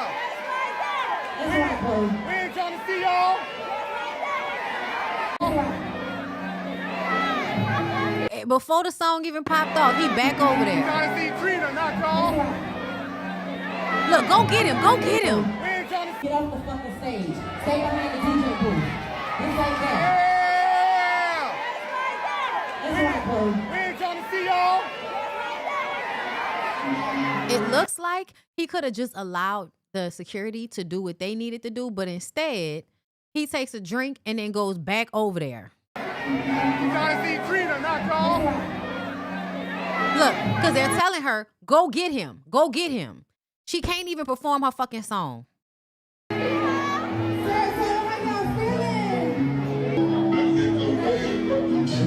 who is that girl right there? Who is that girl right there? What is going on? See, Trina, this is why you can't fuck with these young dudes like this. You could have been with him, but you should not have married him, girl, because they will always go and cheat on you with somebody close to their fucking age who living on a mattress. I don't know that lady, but you look younger. It's given. I'm about to go cheat on you with a lesser woman to make you feel less than the way I feel. That's what it's given. These niggas do the same shit all the time. So I feel like I'm probably right about this. They're not smart enough to pick something else to do. It's the same little rule book that they use when they want to make you feel less than, girl. She couldn't even perform. She couldn't even do her performance. Sad. Going out bad. Over dick that you could have rented. It's rentable dick, girl. Rent the dick. Don't buy it. Rent it. Rent the dick. Don't buy it. You know what I'm saying? It's the upkeep of dick is very expensive, y'all. The upkeep of penis is very, very expensive. You have to make solid decisions when choosing to purchase dick long term. You cannot be out here purchasing dick long term that really should only be for a short-term rental agreement. Short-term rental agreement. Rent the dick. Then when it wears out and it starts to act funny and you don't want it no more, you go ahead and let it go. Let the next girl get it, okay?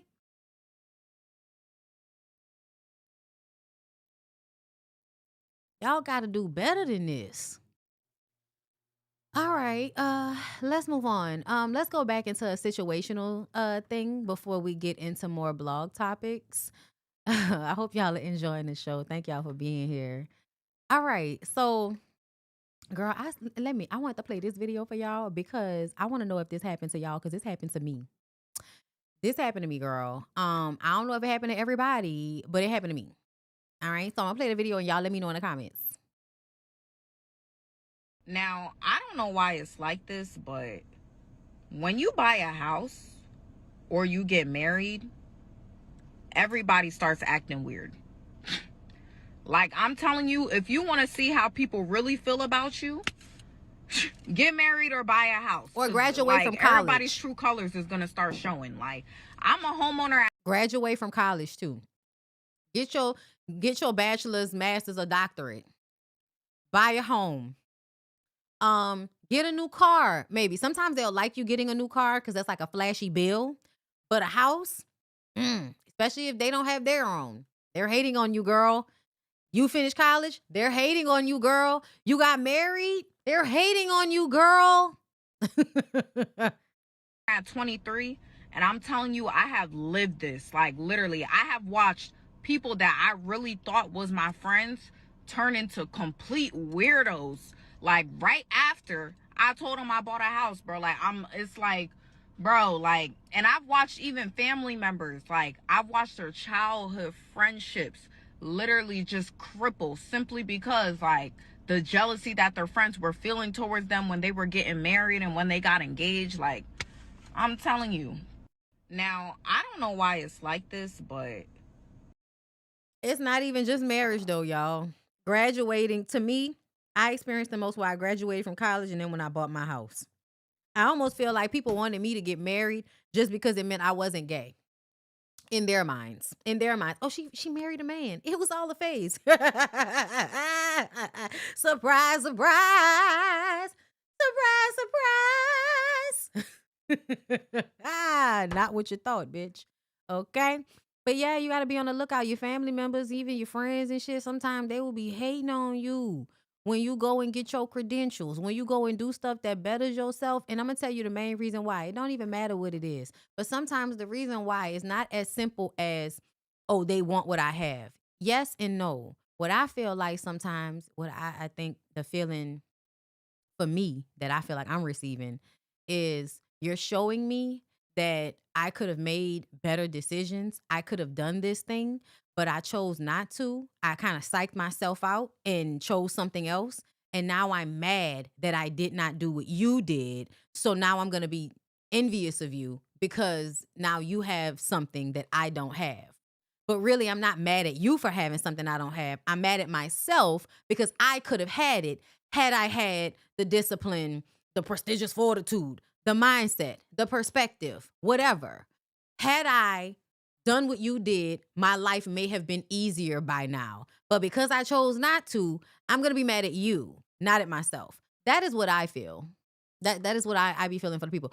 So let's go ahead while we're talking about people hating on your degrees, girl, because you think you know every fucking thing. What about when you think you know everything and you don't have a degree?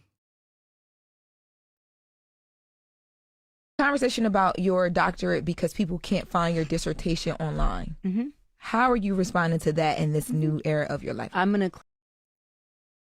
don't know how I feel about Lauren, but I just saw nice, unrelated clips of Just Hilarious talking about the situation with Lauren LaRosa. I don't think they like each other to this day. I don't think they will ever really like each other because they're on different sides of a pick-me spectrum.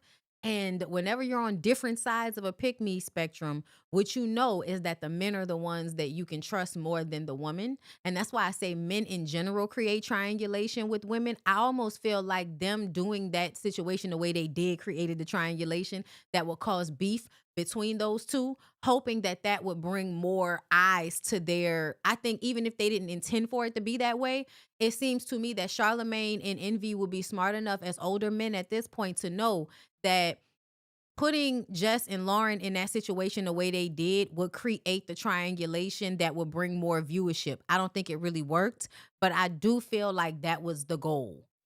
And no, I don't really like either one of them on this show, to be honest. Lauren does good journalistic work sometimes for her tone, again with the pick-me tone, the misogynistic tone. I don't like her tone. She and Jess have the same type of mindset when it comes to women and men, if you ask me. Jess is just from the I didn't get the education, so your education ain't that serious, bitch. And she's from the I got the education and you just mad that you don't have the education, but we're all still going to put the dick on our altar. Shout out to Erica De Niro, okay? Yeah, I didn't like Lauren's coverage of the Tory Lanez trial. I didn't like her coverage of the Diddy trial. She was one of those first ones that felt like, you might have been influenced to tell the story a certain way. So, and even the way she talks sometimes, I don't like when people perform their intellectualism in a certain manner. And this is just me being real, but it feels like she's performing her intellectualism specifically so that she can seem in juxtaposition to Jess's comedian lack of education thing. Like, I want to be the smart one. I'm the smart one. Jess is the funny one. I'm the smart one. Like, that's the vibe that I'm getting. And I tried, but no, at this point, more power to the women, but just we don't match vibes. I'll just leave it like that. Clear it up once on here. I'm not doing it again. And I'm clearing it up for my doc squad, for my fan base, for my audience who deserve to hear me address it. For the folks who have already made up their mind to not like me or not understand me, listen, I don't give a fuck what your narrative is. I would like for you to recreate it, double down on it, and run that shit. Because I don't give a fuck about it. Now, to my doc squad, my fan base, my folks. So your dog squad. Did she say her dog squad, her doc squad? Who is she talking to? Either way, girl, this reminds me of Love and Marriage Huntsville and how Marceau is so nefarious because Marceau will take one little piece of truth, and a lot of narcissistic personalities do this. They'll take one little piece of truth and they will lace that shit like a shoestring, okay, in order to pull forth their own like bullshit objective, right?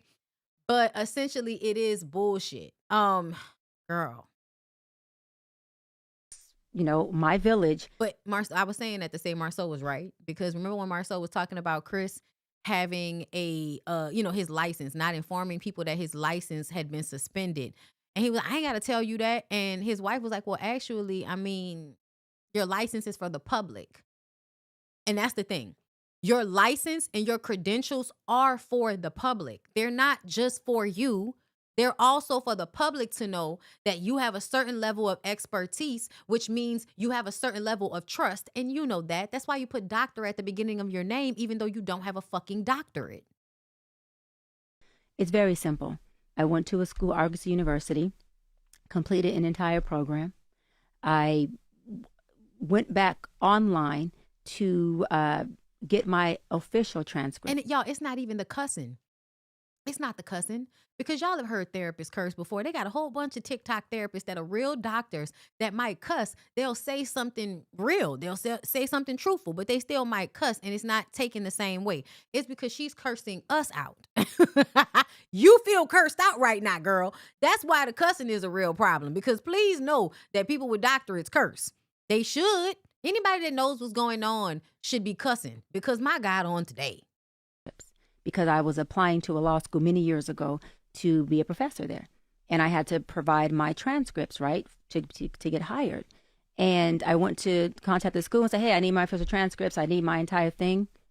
And there was no school. I was like, okay, I'm confused. I Google. It says this school has been shut down. I said, oh, well, they got to have records. I mean, they were accredited when I attended the school. They were accredited when I finished the program. I go and look, there is a third party that has the records. Why I contact the third party, that third party only holds records for 2 years. I was past my 2 years. So that means that I had no access to records. And then I contacted... Umar has a degree. He doesn't have a doctorate. Financial aid. You can't make up financial aid. It shows that I paid for a doctoral program alongside my master's program and my undergrad program. And they said, we can fully refund you your money. Why would they refund you if you got the education? Simply because they couldn't give you your transcripts. That doesn't make any sense. To me, the only thing that would make sense is if you paid for classes and did not finish. And so they would refund your money because you never took the classes, but you paid for them. That sounds more plausible than not.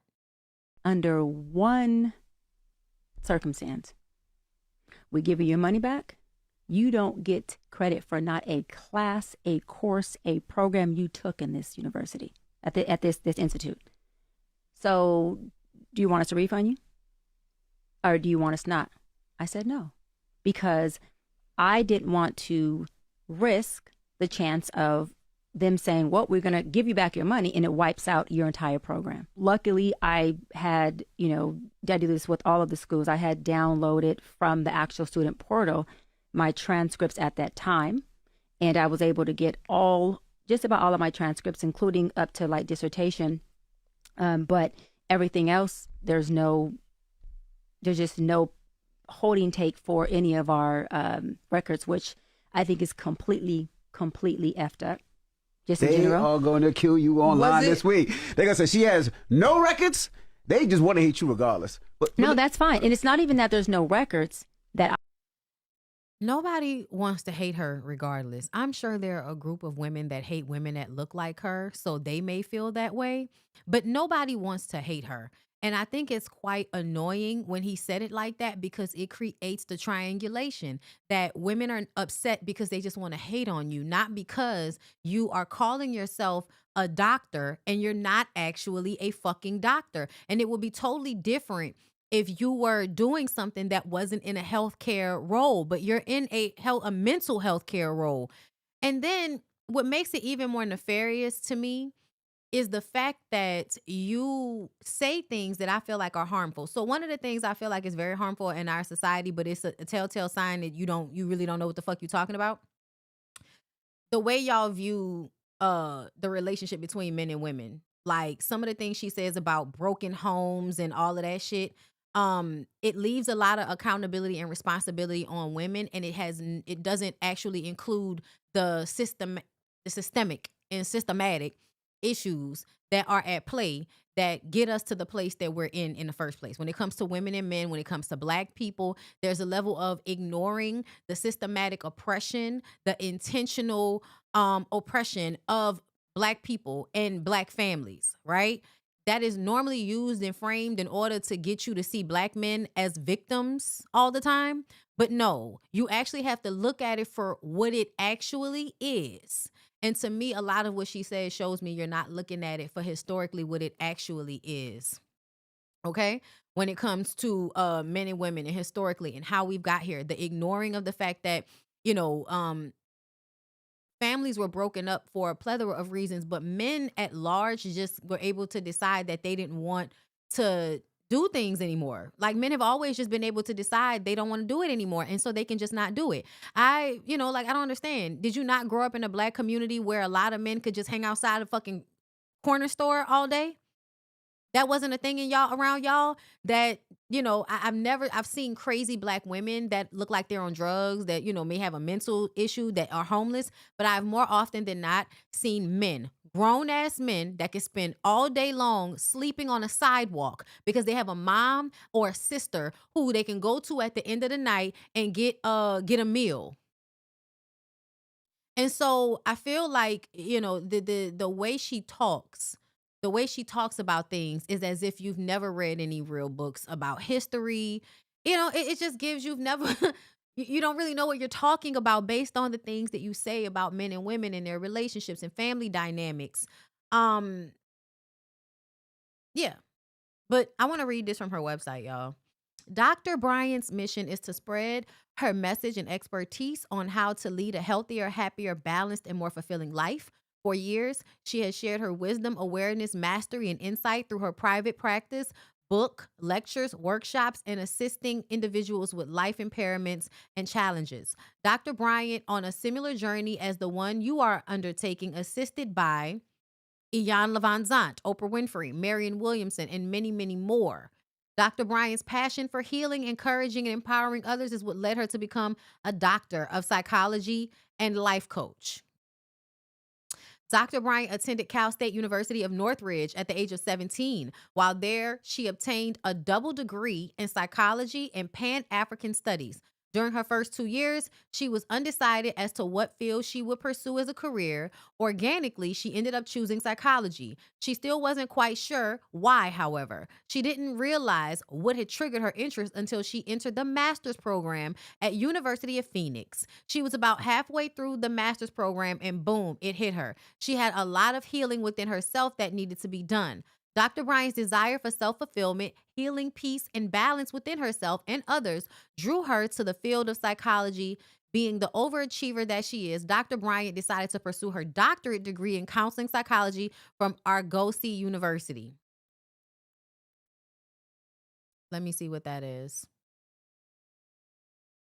Dr. Bryant is a proactive community activist. She sits on many community and collegiate boards, such as the Los Angeles Harbor College, University of West Los Angeles Law School, and many others. How do you just get to sit on college boards, like collegiate boards, whatever? She volunteers her time providing community care, inspirational speeches, lectures, mentoring, and resources to youth state facilities at-risk programs. That means you get government contracts. In 2014, Dr. Bryant founded the Dr. Bryant team, which created and provided employment opportunities. The Dr. Bryant team focused on providing food, hygiene, clothes, programs, and resources to the disadvantaged communities in LA County, all of which Dr. Bryant solely funded. As a result of her impact on the community, Dr. Bryant founded the Dr. Bryant Foundation, a 501c3 nonprofit that provides school supplies, clothing, computers, and exposure to the underprivileged and implements needs and resolutions to the community to advance the inner city youth and families. As a result of Dr. Bryant's work, she has honored the following awards. Dr. Bryant is the recipient of the first and only NAACP Square Street dedication in the country. Girl, I guess it's a whole bunch of awards and shit that is listed here. But to be honest, the font makes me feel like it's unprofessional. I don't know why the font is bothering me so much. But I want to look up this school. But she says that she obtained these things on her website. But then when we ask her for proof, she is not providing it. And that is what makes me feel like, so you're still lying on your website. That's how you could end up, I feel like, being sued, because you're saying you're a doctor. Argosy University was a private for-profit university system that permanently closed all of its physical campuses and ceased instruction on March 8, 2019, following a major financial crisis, receivership, and the loss of its federal aid and accreditation. The sudden closure left thousands of students in limbo, but several resources remain available for managing records, debt, and degree transfers. So it says, alternative, your state department maintains closed school records such as Minnesota office. So federal student aid, psychology program guidance. Because Argosy housed a large number of clinical psychology programs, the APA accreditation facts offer specific assistance and guidelines for students transferring into other professional psychology programs.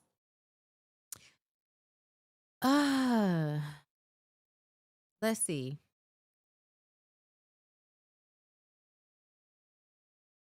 And it's in Minnesota. So I'm very confused on why she wouldn't be able to get her transcripts. I heard people say they've been to that school and they would be able to get those transcripts. Let's see. In July 2001, Argosy Educational Group was acquired by Education Management Corporation. The fuck? 2 months later, Argosy Education Group brought together the American School of Professional Psychology, the Medical Institute of Minnesota, and the University of Sarasota under the Argosy University name.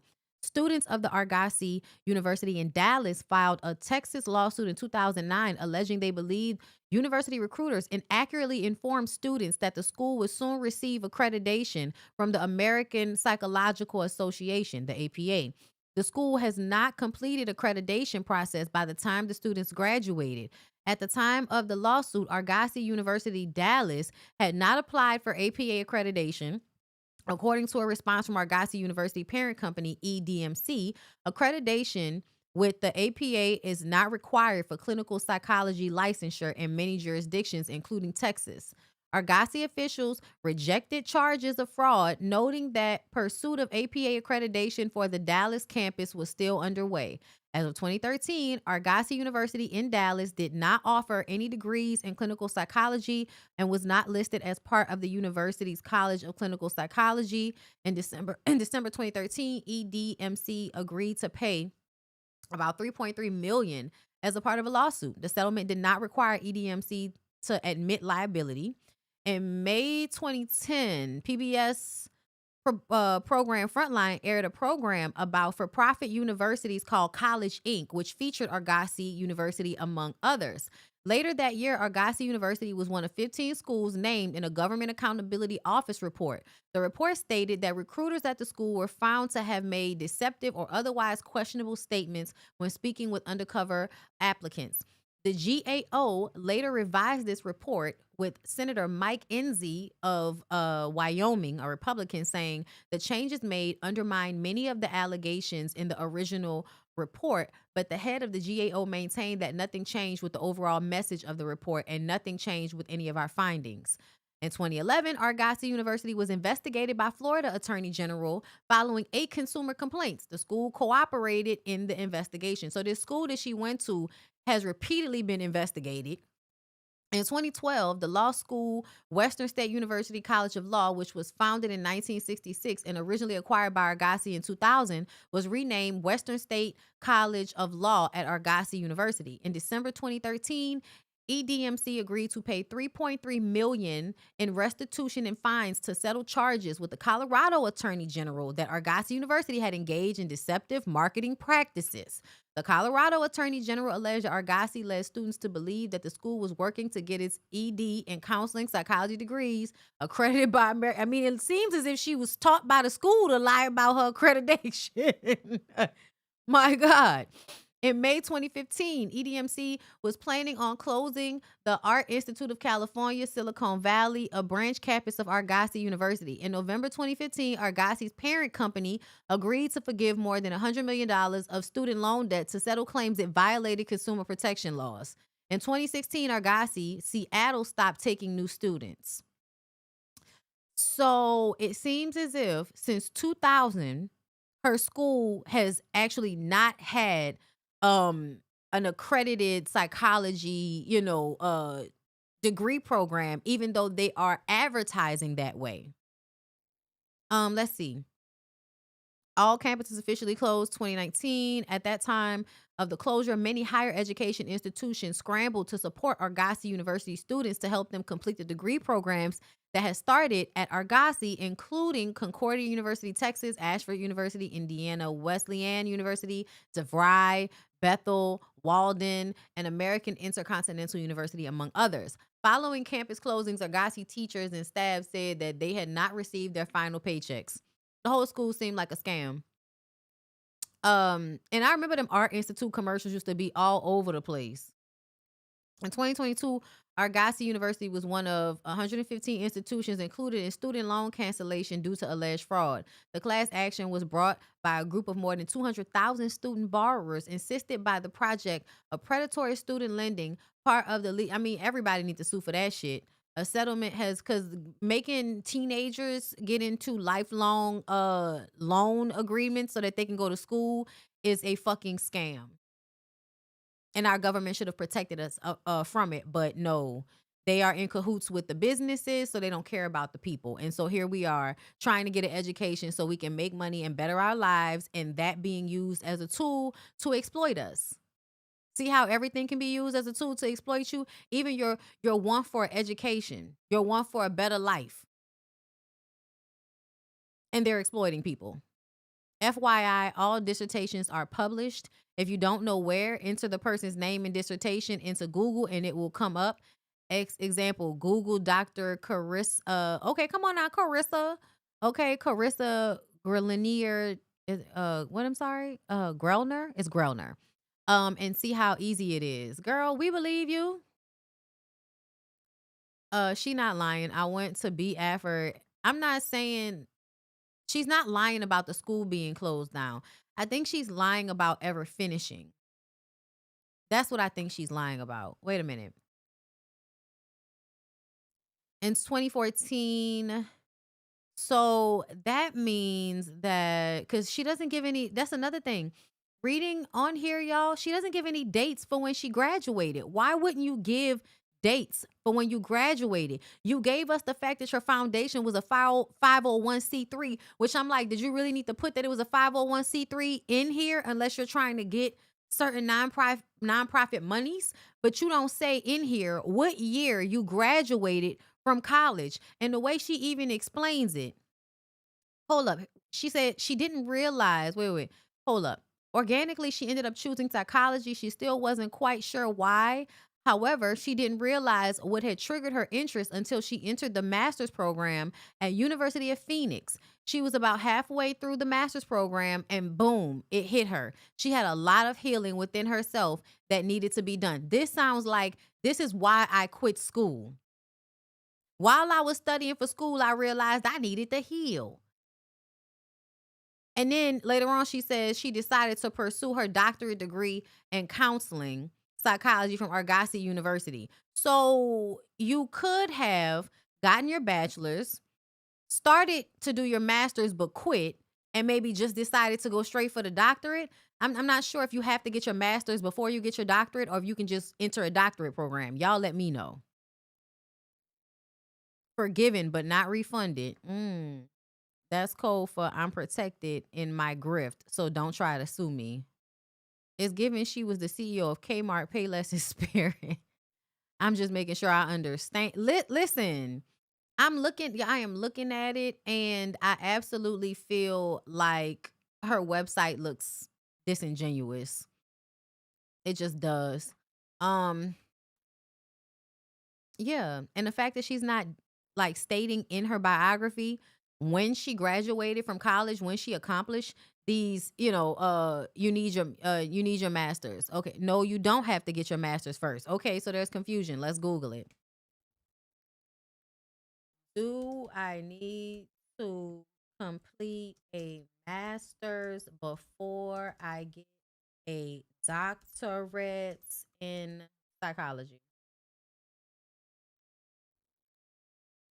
No, you generally do not need to complete a terminal's master's degree program starting a doctorate, PhD, PsyD in psychology in the U.S. Many doctoral programs allow you to apply directly from a bachelor's degree and include master's level training within the 4 to 7 year program. However, a master's can make you more competitive, especially if your undergrad experience is limited. Okay? So it sounds like, no, she didn't have to. Google says that she did not have to, y'all. Let me see. And you can't trust everything on Google. This is from Reddit. Okay, let me see. Because I see people saying that you do, but I see people saying that you don't. But Reddit says you don't. Reddit is not a reliable source. Let's go to psychology.org. .org.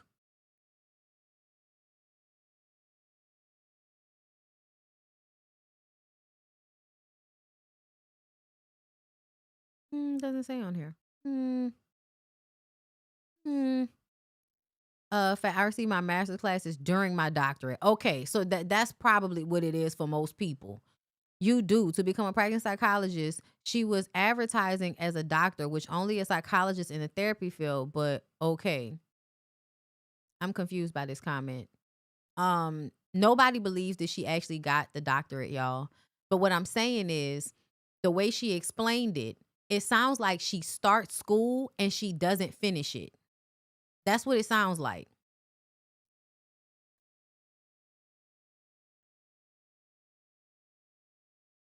Let's see.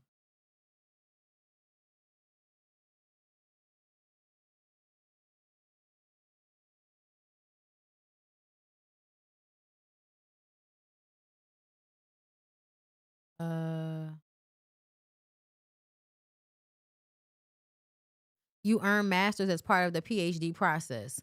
So yeah, it sounds like my point that I was trying to make is that as it reads on her website, this is how it makes sense to me based on that information. Okay. Dr. Bryant attended Cal State University of Northridge at the age of 17. While there, she obtained a double degree in psychology and Pan-African studies. During her first 2 years, she was undecided as to what field she would pursue as a career. So you obtained the degree, and you say in the first 2 years of getting that degree, you didn't know what you wanted to do, and then you decided to do psychology. You weren't quite sure why. I don't know why that's important. She didn't realize what had triggered her interest until she entered the master's program at University of Phoenix. Doesn't sound like she completed that. Sounds like she was like, oh, let me just try to get my doctorate. If I can get the master's training by getting the doctorate, I don't have to really go and get the master's. I can just go and get the doctorate, and I'll get the master's with the doctorate. I can go do that. Then she goes and does it and doesn't finish, which is why you don't have any dates. That's if she actually graduated from the first college. Because in my mind, I'm almost willing to believe that you might have entered into school and never finished any of it. And trust me, I don't believe she's a doctor just based off the dissertation. Because as somebody that wanted to go to school for this, and somebody that it still kind of goes back and forth about whether I should go back to school for psychology, but it feels like it would just be too much right now. I still feel like if I wrote a dissertation, that shit would be in a zip file in my documents on any computer I have. It would be in a cloud somewhere. I would be able to just go to my OneDrive and pull my dissertation to download at any moment for anybody. Because if I spent that much time on a dissertation, that shit is going to be readily available. Yes, and the University of Phoenix is another online school. That's also how pharmacy works. A pharmacist received their bachelor, then move into PharmD program that incorporated the research training supervision of the master's during the process. Right. I don't want to hear about Corey Holcomb, because the only reason Corey Holcomb was bringing up her not having credentials is because he wanted to invalidate whatever she was saying, and because he was mad he could not fuck her. I don't care about Corey Holcomb. Just saying. We just talked about Corey Holcomb not too long ago being online acting like a fucking pedophile. So yeah, I don't nobody need to bring him up my comment. He could stay wherever fuck he at. Let us deal with her all on our own. I'm gonna let her finish lying in this clip and we're gonna go to the next one. But I did want to go to her website so that we could see what you actually saying. You are alleging that you got a doctorate. You are alleging that you graduated from colleges, but you don't have any paperwork to prove it. You're not listing any years as to say when you actually did it. I think you are lying. I think you are lying. And I think that's really, really ridiculous for you to lie about something like that. That can just be easily proved. I don't. The school had a third party that carried the records only for a limit of 2 years. So it's not me, it's any student that attended Argosy. But again, it doesn't, how can I say it? It doesn't affect me because if I chose to go get a license as an LMFT, I have my master's in marriage and child therapist. I have my hours. I can just take that and say, hey, let me. Now, when the fuck did she say she had a master's? And what did she just say? Let me see. Let me go back to this. Girl, what did she say? Something about a master's? Master's program at University of Phoenix. Went halfway through the master's program and boom. Yo, she never said what she got her master's in. It just said she obtained a double degree in psychology and Pan-African studies. Sound like you stole that from Umar's page. Submit these for licensure, and I want to go sit for my exam, and all I have to do is study. I don't need a doctorate in counseling psychology to go get licensed as a therapist. That's what we're all missing. If you don't need the doctorate, then you don't have it. So why does it say that you become, what led her to become a doctor of psychology and life coach? You pursued a doctorate degree in counseling.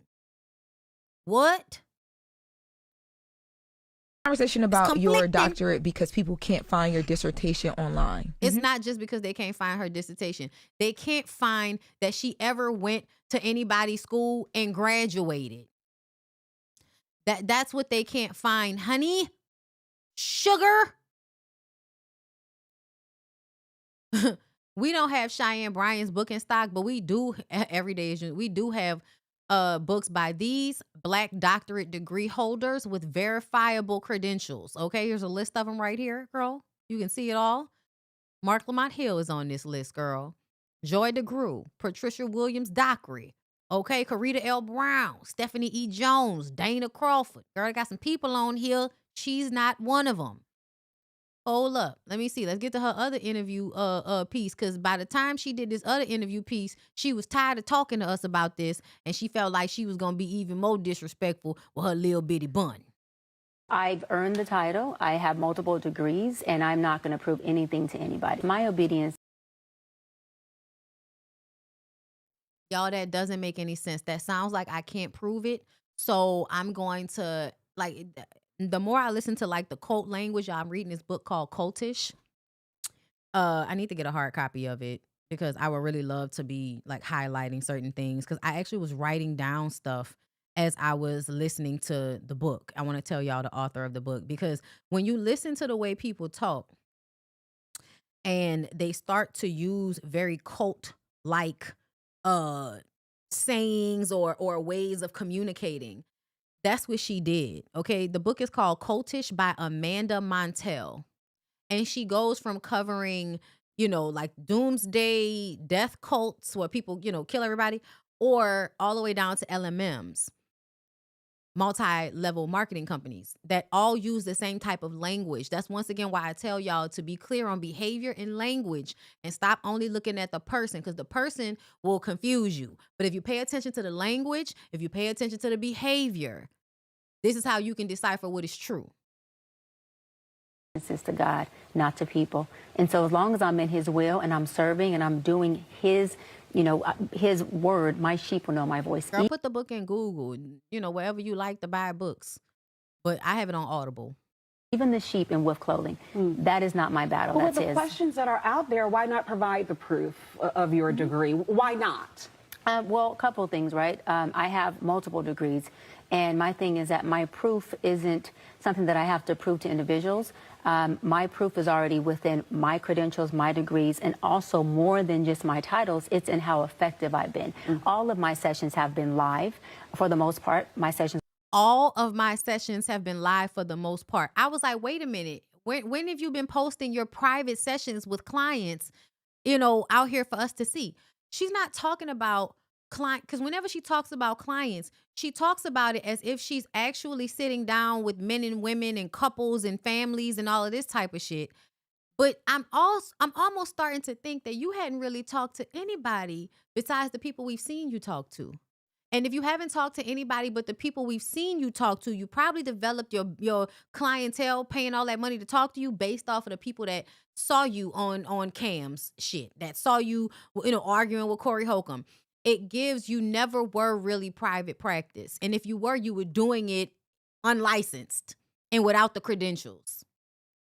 With Nick Cannon, Cam Newton, Shannon Sharp, B. Simone, they have all been for the world to see, right? So no one knew who Dr. Bryant was prior to seeing all of my sessions that were live. And they deemed it, as well as I did before they did it, they can't validate me, I validated myself, they deemed it as my work being effective. Nobody cares about the stupid people on the internet that like to watch you proverbially whip these niggas. Like, nobody cares about that, because the thing about it is, Cheyenne, nothing you said to Cam changed Cam's situation. Cam is still walking down the street with a baby and a woman who had 2 babies for him, and he's on the inside and she's on the outside. Like, nothing changed in these men's lives because you got on the internet and, bashed or degraded or whatever, or checked them, whatever y'all want to call it, girl. Because some of the shit was true and some of the shit is bullshit. I am effective at what I do. I'm Finally, educated and I'm successful in my lane, and I'll land on this. I created my own lane. And so a lot of times, Marissa, when people see that you created something that maybe they couldn't, admiration turns. You created something that maybe they couldn't. Listen, I'm just read y'all a little bit from the notes that I took from this book. It doesn't exactly match, but I just want y'all to keep this in mind. Thought terminating cliches. Catchphrases to halt an argument by discouraging critical thinking. I think that is what she's doing here, right? The things that she's saying is to stop you from further questioning her or thinking critically about what she's saying. Calling someone brainwashed, okay, that's another thing, okay? That's another thing I got to talk about, because that was a note for me. Okay? Stop telling people they brainwashed and they in a cult. They not going to listen to you when you tell them that. Honestly, sometimes when I say it, I don't give a fuck. I really do want to halt the argument because you sound dumb. So, but when you actually trying to help people, you don't want to just stop the conversation, okay? Semantics to stop critical thinking. It is what it is. Everything happens for a reason. God's plan. Don't think about it too hard. Truth is a construct. None of this matters on a cosmic level. Don't let yourself be ruled by fear and dismissing any anxieties or doubts as limiting beliefs. What she is saying in so many words is exactly like this. It's a lot of language to get you to stop questioning her. And it's also language that flips it back. It does a Jedi mind trick. You ask her questions, you put her on a defense, she flips it, and it makes it seem as if people are just jealous of her. That's what she just said. They're just jealous of me, girl. Turns into envy. And you got to be okay. And you got to be okay with that in that as an space. attack. But I think, and I've gotten this question from many viewers, and I owe it to them. You in do. Service to Absolutely. them. Why not drop doctor from your name if you cannot bring forth that doctoral degree? So I've already covered. And I love this because this lady is a real journalist. This is you could tell this is a morning news station, meaning that this is a person that actually deals with news. Also, I can hear her news voice, right? You're not going to be able to say just anything to people like this. Cover this, right? And we're here obviously to talk about my new book. So I've earned the title. I have multiple degrees, and I'm not going to prove anything to anybody. And we're going to leave it just as that. Yeah. That's insane. You're saying it a certain way, but that's kind of insane for you to say out loud to people. Cheyenne Bryant. Baby, Dr. Cheyenne Bryant.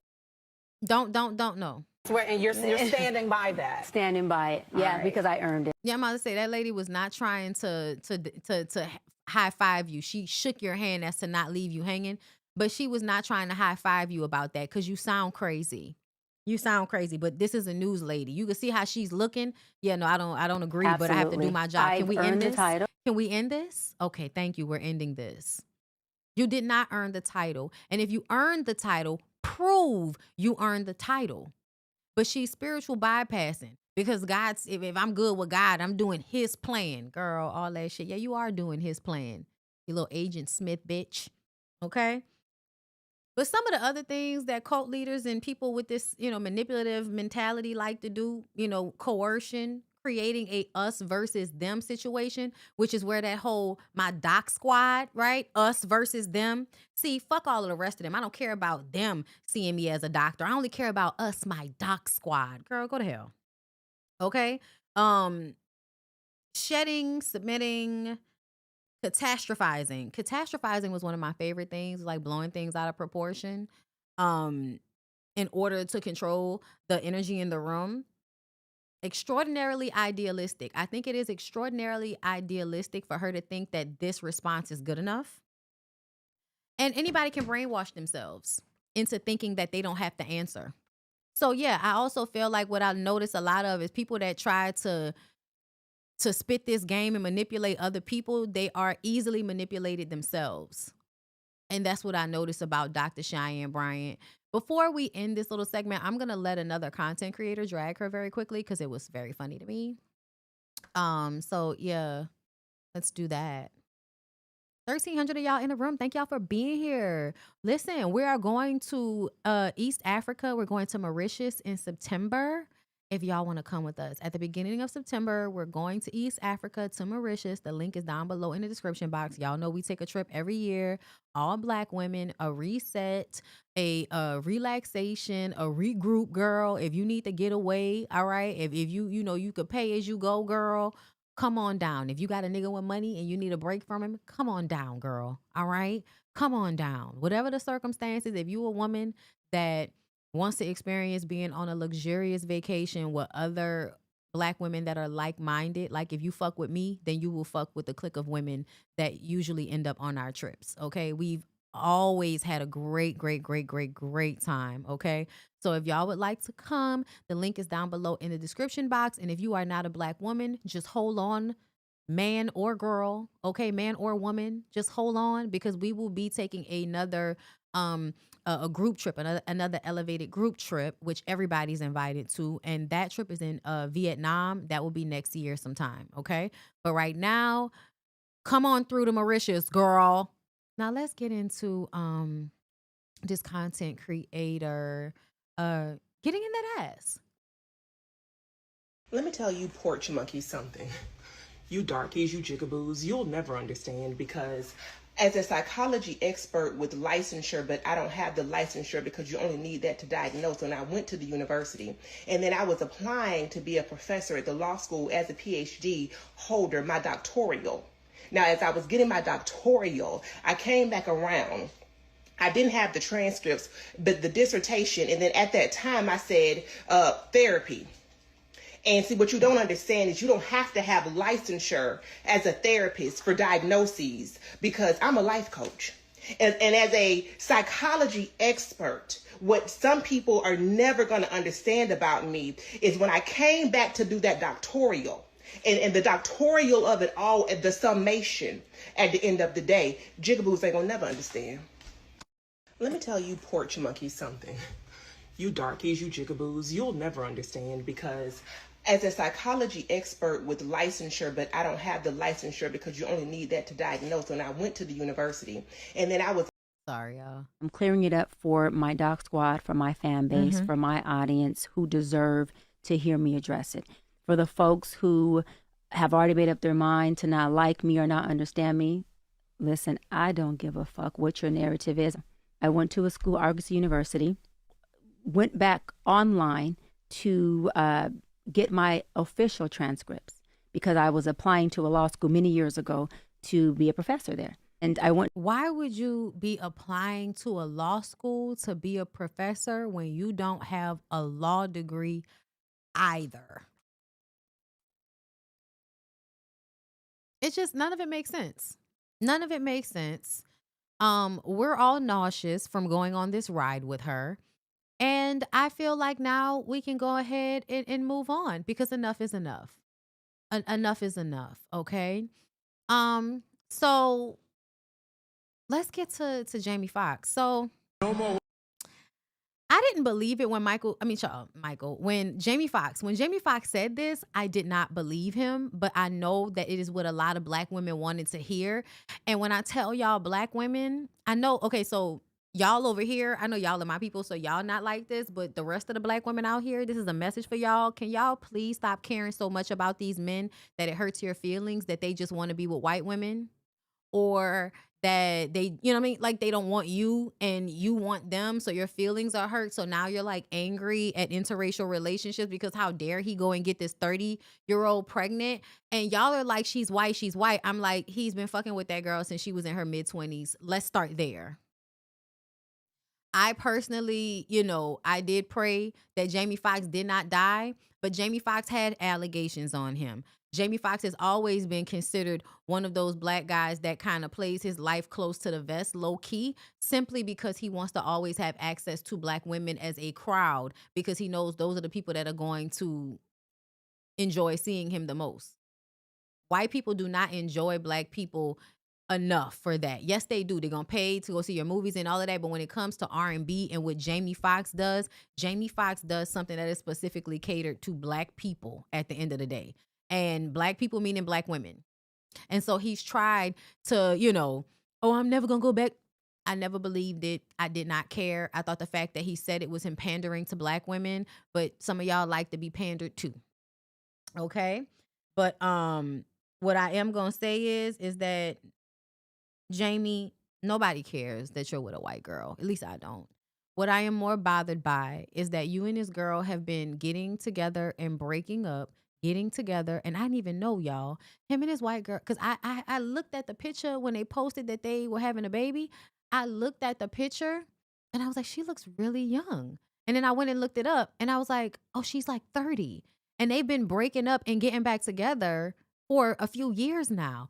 They may have originally got together when she was like 24 or 25 or something like that. And then they've gotten together and broken up several times over the years. And now she's pregnant.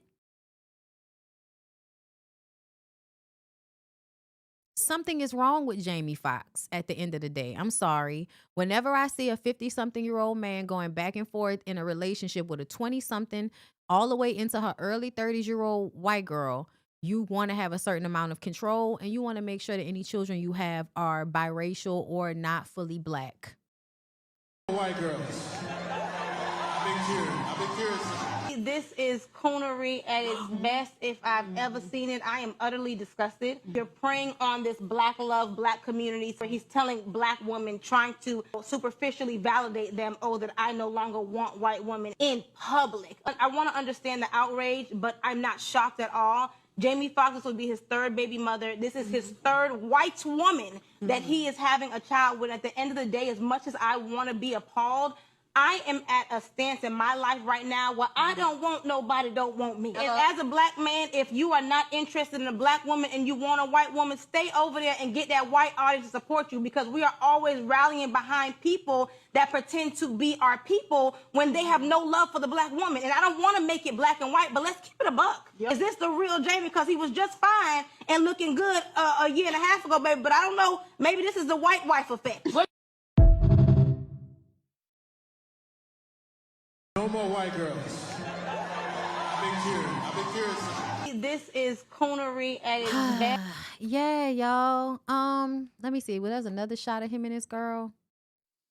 But yeah, I'm sorry. Like, I'm in a mindset of, and I know y'all are gonna, I've seen people try to make it seem like it's the same thing when women, and like, I think I saw Charlize Theron. Charlize Theron was talking about how she's been dating younger men, and she had like a really great one night stand with a like 27-year-old, and somebody was in the comments calling her a pedophile, and I was like,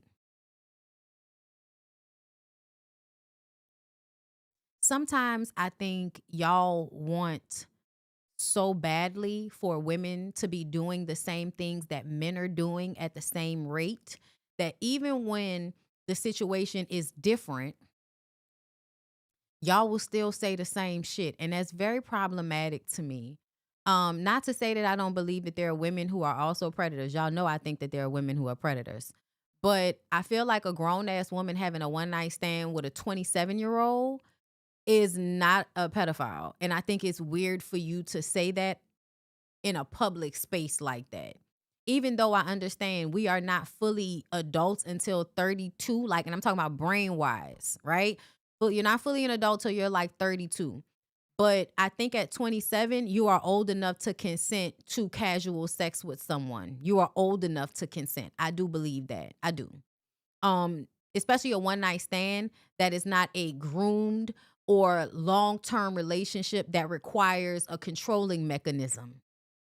Okay? Just often. But yeah, I'm kind of more bothered by the fact that he's been fucking with this girl on and off for a long time, and he's like in his mid to late 50s, and she's in her early 30s. Yeah, like it just gives you, you're a creepy old nigga just like the rest of them, Jamie.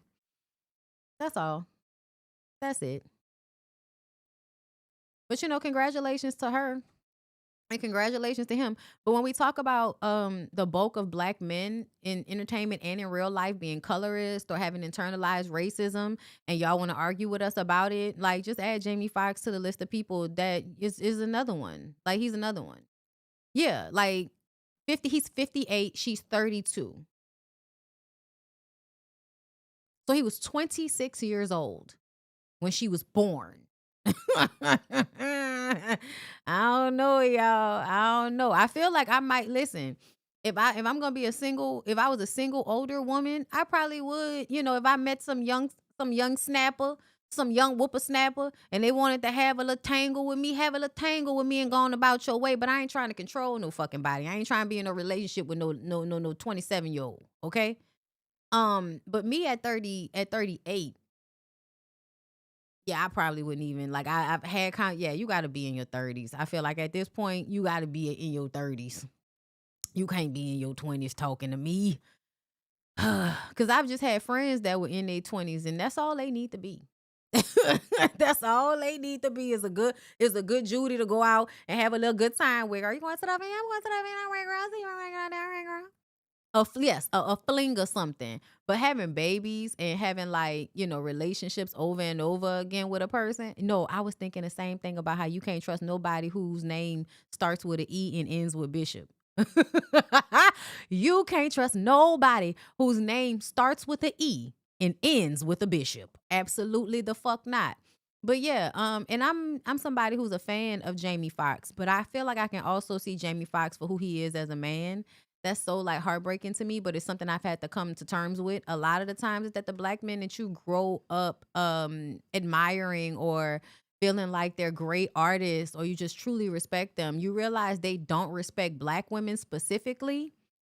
And it's not because he's in a relationship with a white girl. That's not why. It's because he panders to black women and convinces them that, I'm really fucking with y'all, tongue kissing the piss out of Fantasia and all of that on stage, making y'all think that that's somebody he would really want to be in a relationship with, when really, no, I don't like you bitches like that, but I would love to use y'all for y'all money. Yeah, y'all, I'm sorry. I think that is a fraudulent way of being for anybody to be. And I think it's fraudulent for black men to use black women like they always do, right? For what we can provide them, and then disregard us and, go play around with a white girl that's a child ultimately in comparison to you. You know what I'm saying? Having a baby with the girl and all of that, going back and forth in a relationship. They've been going back and forth in a relationship since 2019 or something like that. Let me see. Hold up. Jamie Foxx and yeah.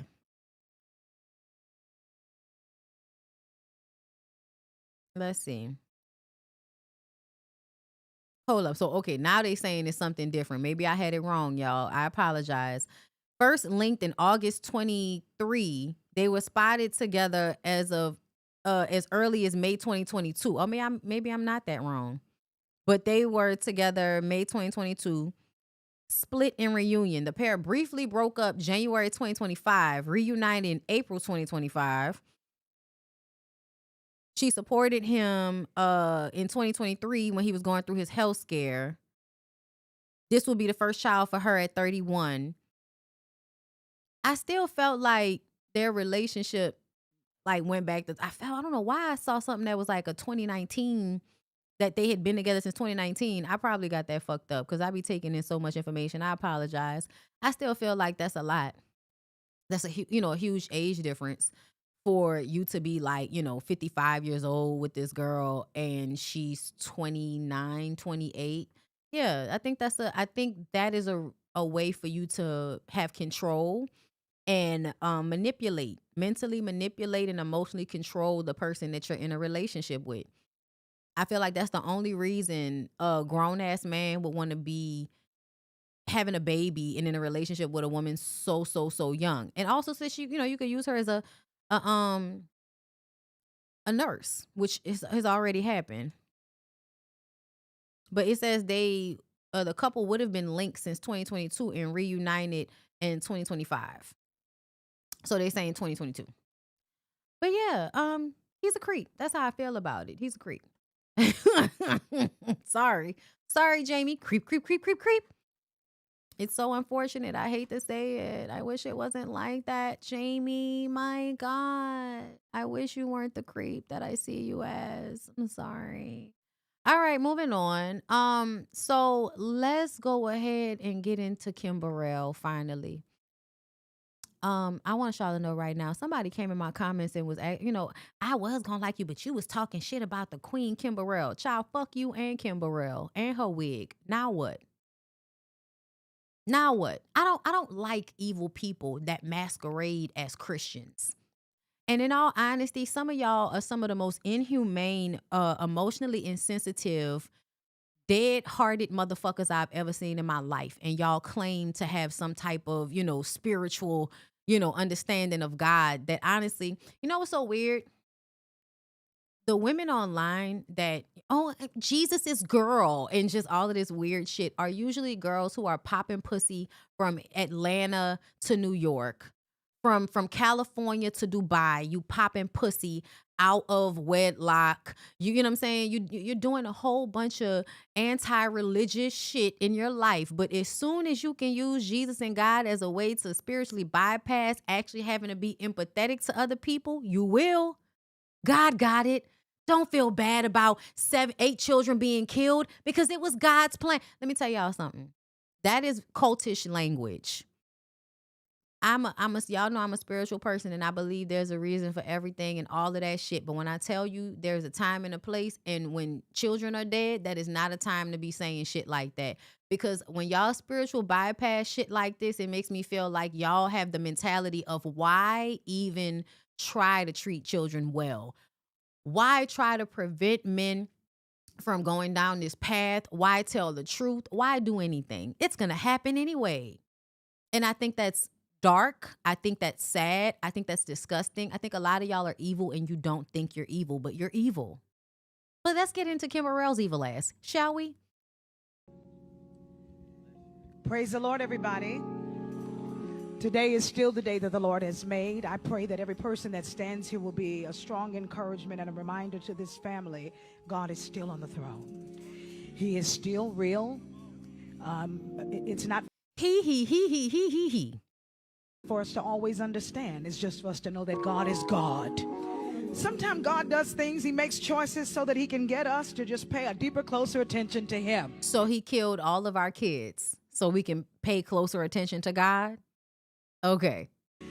That tracks. If you've read the Bible, God will kill your kids or some shit like that. Or, an entire area of where everybody lived, or, a whole bunch of women. Y'all, yeah, God will like all of a sudden decide one day, like a little, like you're a little ant. Like you're a little ant on the ground or something like that. Oh my God, let me see if I try to kill one of this ant's baby ants. What they gonna do? Like, for innocence lying before us. There are not a lot of people. There are some people who are housed in these boxes, and sometimes it's questionable. We don't know where they're going. But I've got a feeling. There are people that are housed in these boxes, and we don't know where they're going. Why would you even say that? Why would you even throw out there that people go to hell in these boxes? Girl, these are some babies. I said, I've got a feeling now. I said, I got a feeling about all 8. Can somebody thank God for purity and innocence? The things that God let them not have to encounter. The stuff we're... Purity and innocence? Black children? What, a crazy nigga is a daddy? So y'all think the first time he was fucked up to them is when he killed them? It's words I don't like, y'all. It's words I don't like. Y'all know why I don't like purity and innocence? Because there are words that are usually used by pedophiles and puritanical, slut-shamey, weird-ass people. I don't like all that pure and all. I don't like all that language. I don't like that language. Having to go through as adults. Thank God for the victory right here. This is a victory. This is a victory. These babies are dead. It's a victory. Hallelujah. Just give me a minute without that music. I need some real worshipers that don't need no music to send this family home with the reminder that God is still God. I need somebody to praise him like he's real.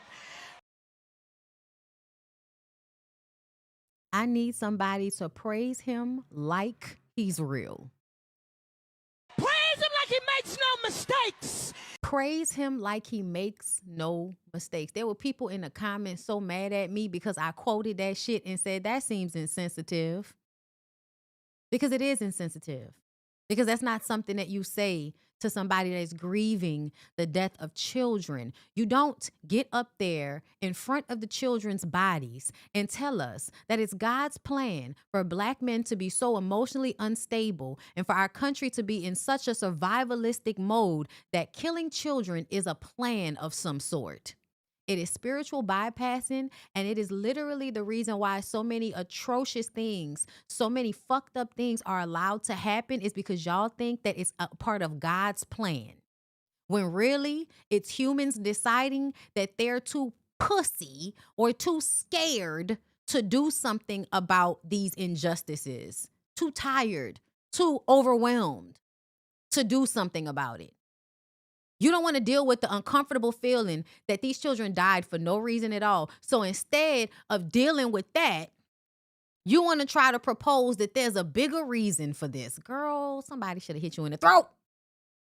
Remind everybody in here, he's the God of all wisdom, of all love, of all kindness. He is still that loving God. He is still that healing God. I know, family. I've been where you've been. You have not lost children like this. Predicaments close to this. Not exactly, but close enough. No. I don't like that neither. I don't like that neither. Don't act like you understand what this is like. But any of them women down there who have lost their babies. Look at these kids, y'all. These are babies. No.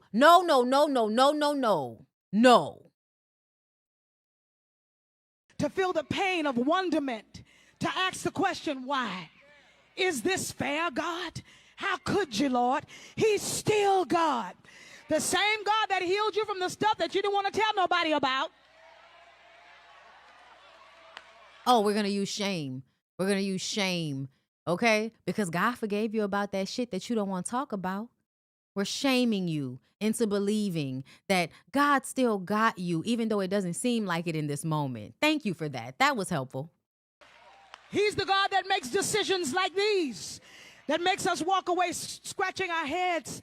But he is a God that doesn't have to give us all the clues. Just know that he makes no mistakes. I'm sorry, y'all. I would not want to hear this. I feel like it's so cold. You know what it gives? It gives that this is a funeral that is meant to help uplift or offer some type of support to this family. But really what it is a place for y'all to worship y'all's deity and try to answer the question for why your deity would allow this to happen by preemptively speaking in this, sing-songy church way, acting as if it was God's plan and that's why you should be okay with this. Feel better about your babies being dead because this was a part of God's plan. Y'all, I don't like it. I don't like it at all, and I don't feel like that's a way to deal with grief. I don't feel like, oh, it's a part of God. No, don't tell me nothing like that right now. Bitch, I ain't motherfucking broke. Lift your hands and say, ain't no mistakes in here. I dare you to say there are no mistakes going on in this room. You got to take authority over the enemy. There are people who have to live with this. The enemy. Once again, us versus them. Years to come. But I want you to make a decision, family. We're with you. How many of you are in here with the family today? We're not here to just spectate, be a part of a story. No, we're here for you. I don't live in Louisiana. I came from another state because I care. I wanted this family to know that God is real. And guess what's going to happen even after this? He going to make a way somehow. What is he going to make what is he going to make a way to do? Are you about to get a bunch of money or riches and that will make it seem like the death of your babies is appropriate? Like, what the fuck is God gonna do to make this seem like it's worth it? I don't like none of this language. Y'all, there are other ways. There are better ways to help people deal with grief than this. It, to me, shows a lack of empathy. I don't care what y'all are talking about. It is, to me, you are dead from the neck down with this shit. Come on, church. I said he gonna do it. He's already started.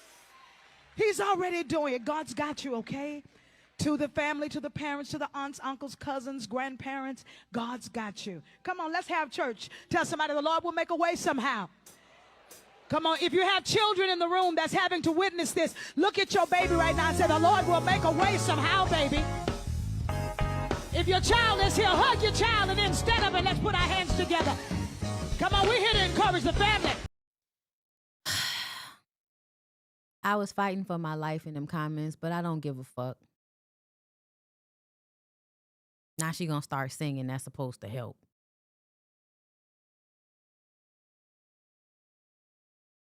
Yeah, I don't like it. I don't like it, y'all. It makes me really sad.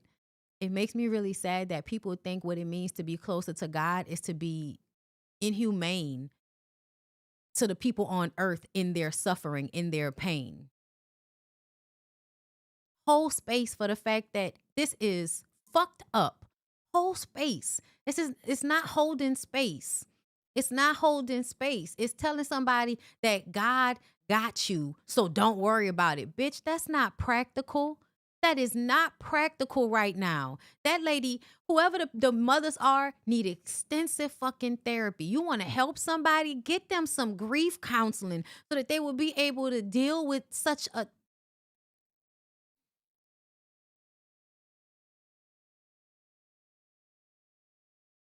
And then y'all wonder why I'm at a point in my life where I'll say under the comments, under that post, remember we were talking about it last night of that guy that kicked the baby stroller. And I was like, nah, what the fuck would make you attracted to him? Because the way it was set up, it made it seem like, maybe that was his baby mama. And he like, why would you bring that baby here? He talking to her like he know her. He could have just been a crazy nigga. I don't know. But the way the story was framed, it was as if he was talking to his baby mama. And I said, now what the hell would make you want to be with him? And the reason why I say that is because a man that is crazy enough to kick a baby stroller is a nigga that showed you red flags before you got pregnant by him. And I feel the same way about this man that killed these babies. I feel like you can look at that nigga in the eyes and see that nigga ain't right in the head. And I don't believe that men like that walk around completely masquerading themselves all the time because they don't have the self-control to masquerade themselves. What's actually happening is you're used to abuse in some capacity, so you don't see their abuse for what it is when it happens initially. That's why I be trying to talk to Black women so much about how often y'all sexualize violence in romantic relationships and thinking you need some man that's going to be knocking you over the head because for some fucking reason, you think that a man being violent stops at you and your kids. And it is because so often women are willing to ignore red flags and stick their head in the sand. And I want to wake y'all the fuck up. I want y'all to see these niggas when they coming. Because a lot of the times, I can see crazy on a motherfucker from a mile away. I don't know what it is. Okay? But some people, it's in their eyes. It's in their energy. Their energy is too eager, a little manic. Their eyes might give a little bit too intense. You know what I'm saying? Or games that they play with you. That's why we talk about those little mind games and negging you and saying little slick shit to you, because all of those things are the little small things that at the beginning, that if you don't notice that shit when it first starts happening, you'll end up in situations where you turn around, now you pregnant or in love with a nigga and he calling you a raggedy ass bitch because you too tired to have sex with him while you 7 months pregnant and the baby sitting on your bladder. I was listening to a terrible story today about a woman that was talking about one of them Reddit stories about a woman who was 18 years old, 18-year-old girl, pregnant with this man's baby and him trying to coerce her into having sex. She's throwing up and he's trying to come home from lunch so that he can have sex with her, even though she's throwing up.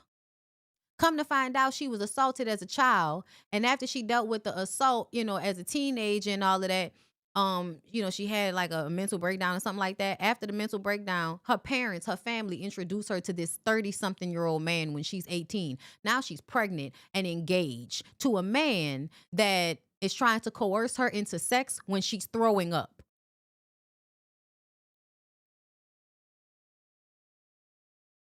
It is not blame. It's acknowledgement. It's identifying. You have to be able to acknowledge and identify things in order to make better decisions. Stop putting your head in the sand. Kim Burrell, stop being a piece of shit and making it seem like you're a godly woman. So let's move on. So first of all, I wonder if Cardi got this for herself or if this nigga bought her this. But wow. Hello, it's me. Hello. Wow. I don't know whether it's the jewelry or the tits. Diamonds, all these. Okay. Beautiful. Beautiful. Gaudy as a motherfucker. Gorgeous. Gorgeous. Gorgeous. Gorgeous. Oh my God. I wonder if he got it for her. Girl, either way, before we get to that, hold up. Let's go. Where's the girl first? Huh? Yeah. Let's talk about this. Y'all ready? Stefan Diggs accuser chef Mila Bell appears to address his girlfriend after trial. You know I didn't lie. Y'all was so mad at her about this. Y'all was so mad at this lady about this. And I'm like, why are y'all upset? Why? I told y'all when this shit initially happened and y'all was dragging me on TikTok, I told y'all that it was likely that Cardi B and this girl at some point had a threesome with Stefan Diggs. I said that shit. And it was because of the familiarity. They were both talking about each other. Cardi was like, you could have just let me know if something happened. Why would you say that to this woman if she wasn't ever around you? Because people posted a whole fucking, list, a time thing that we're going to look at in a second, trying to prove that this woman was not really around Cardi like that. And I'm like, but the way Cardi was talking like them have absolutely been around each other before. And I told y'all that Cardi don't care about him fucking with other women. That's obvious by all of the women that was pregnant at the same time as her. That's obvious from the way they was all on that boat together, that Cardi doesn't care about Stefan fucking other women.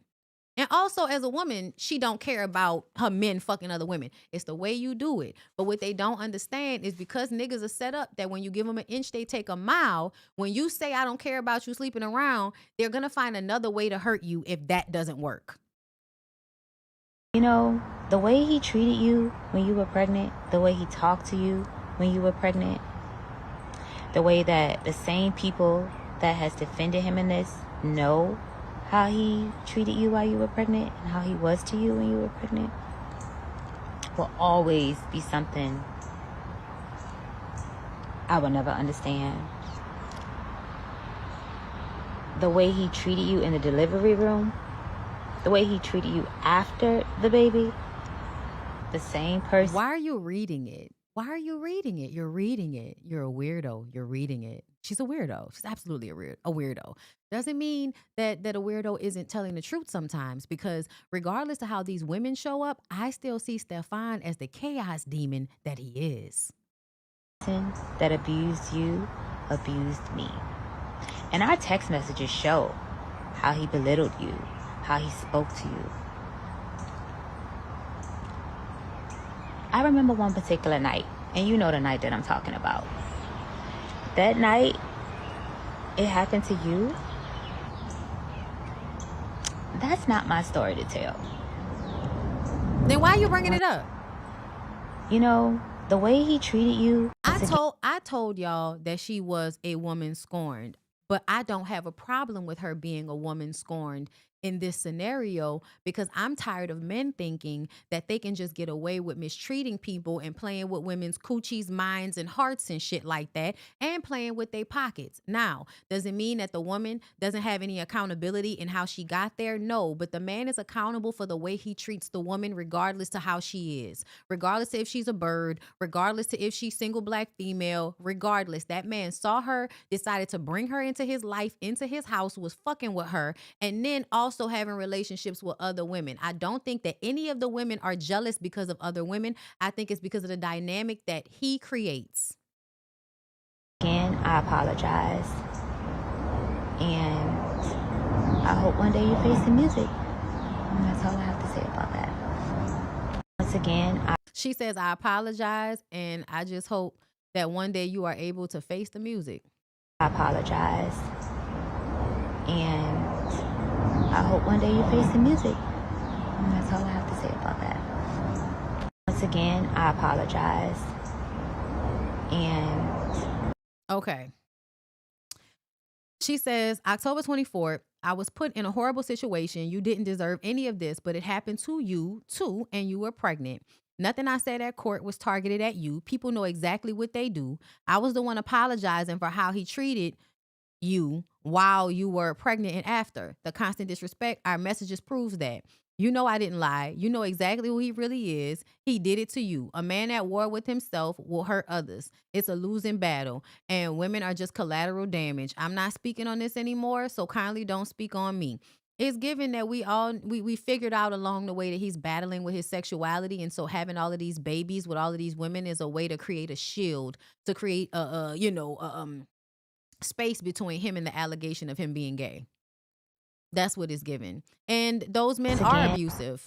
Those men are abusive towards women. So honestly, I still believe the lady. I still believe her. I still believe that he is abusive in some ways. I believe that he was probably abusive towards her. And I believe he's been abusive towards Cardi, which is why they broke up at some point. But because Cardi is used to that type of abuse, she will get back with a nigga, especially if he act like he gonna come with some sense. So because people were trying to prove that this woman, wasn't actually, I guess in their situation like that. Timeline, December 2nd, alleged incident. December 3rd through the 7th, Cardi B and Stefan connected to Art Basel Miami event social circles as public speculation and online discussion around them begins increasing. Cardi B, so the reason why they post, fans dropped the timeline between BBL chef Jamila Adams, Cardi B, and Stefan Diggs drama. They were trying to make it seem like we started hearing about them, we started hearing about their relationship after. So to me, this was trying to present information to say that she's lying because the situation with Stefan happened before he got with Cardi. And I'm like, no, that's not what happened. Both Cardi and this lady talk as if they've been around each other. But yeah, the police report, media leak cycle intensifies publicly within this month. Mother's Day, Cardi B appears at Stefan Diggs' Mother's Day event, public family gathering. Chef posts Instagram story accusations about abuse involving someone else instead of posting the gorgeous doll story she previously referenced. So recent pattern people noticed. I love when y'all think y'all doing something. So it's like, oh, she came out and said something on Mother's Day because she's jealous because they got back together.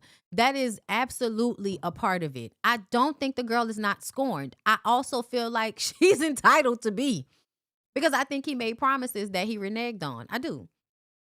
He may not have said, he may not have put it on paper. He may not put it in text, but I don't trust men like Stefan Diggs. And I think they know when girls are a little loose in the head and loose in the goose. And they do what they do anyway. She demanded $5.5 million after the DC concert pop out, and after Mother's Day, she's making accusations against Cardi. The chef has a history of creating chaos the day after the pop out. I'm not sure what accusations that they're talking about. What accusations did the girl make? All the girl said was that you acting like you don't know that nigga abusive. That nigga was abusive towards you. Stop acting like you don't know. And then right after y'all did all of that trying to prove that that lady is a liar, This is Stefan and Cardi B outside somewhere arguing. Cardi B, it's okay.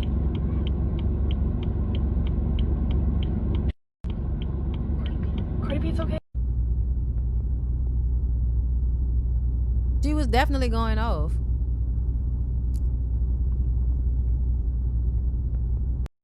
So she was standing out there going off on him about whatever, right? Let's see, was there more from this one? Cardi B, it's okay.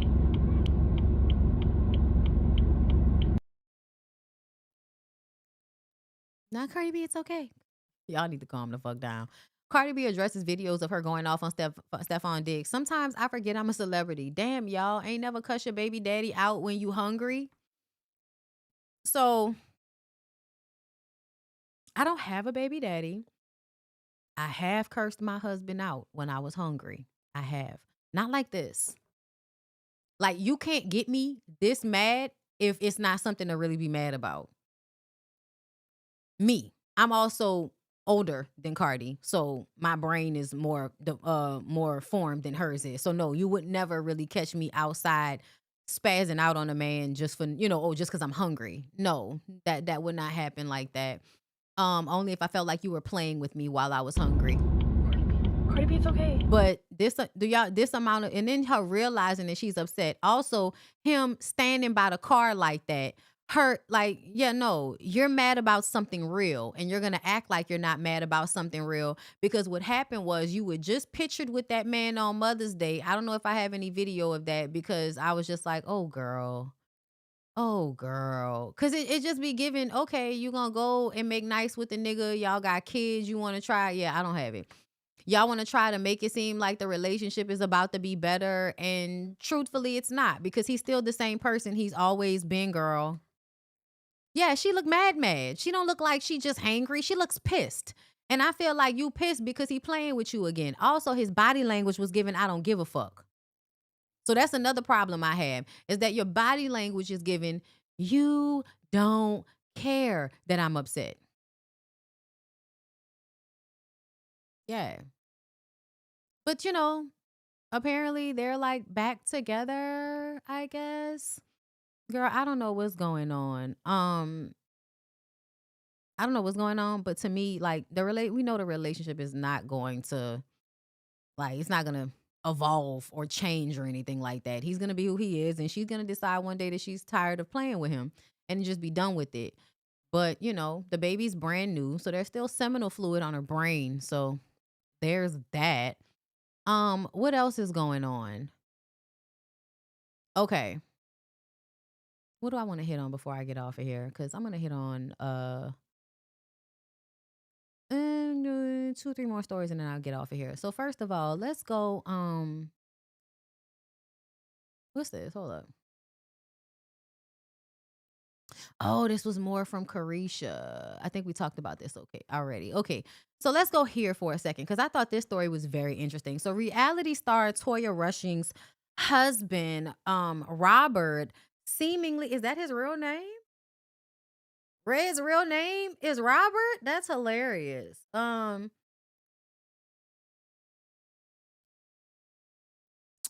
But Robert seemingly pays back child support after baby mama Angela calls him out online. Yeah, I thought this was so hilarious, right?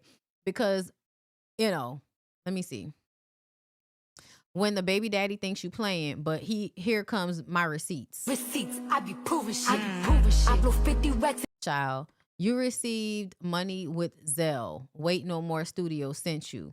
All right, y'all, he's up to date. I'd like to thank you all for your support. Sometimes you got to get out of character to be heard. Logging off until next time. Remember, brush and floss. So, I'm sorry. Go back to the original post. All right. So Robert Rushing, still waiting on that child support. But don't worry. At least there's content to post while your responsibilities stay pending. Until then, y'all enjoy these videos. Video 1, I'll call. Your audacity has more decay than the tooth. Can I just put this out with no problems? Can I just pull this out with no problems? She rolled her eyes. I wouldn't. You don't know if there is an infection. Fuck. Shit irritated and starting to hurt. How do you have? Why is that so, girl? I'm trying to see what the fuck does that say. How do you have a whole? Is that a whole wife, but can't ask her to help you? Call her for help, not me. On your emergency, call her, not me. Ooh, Lord. So you mean to tell me your tooth hurting and you sending it to Angelica Torres? Is Angelica Torres a dentist? Despite being a dentist, she told Robert to ask help from his wife. Girl, why would he ask his wife, who's not a dentist, about something that is the expertise of a fucking dentist? Y'all, she is a dentist.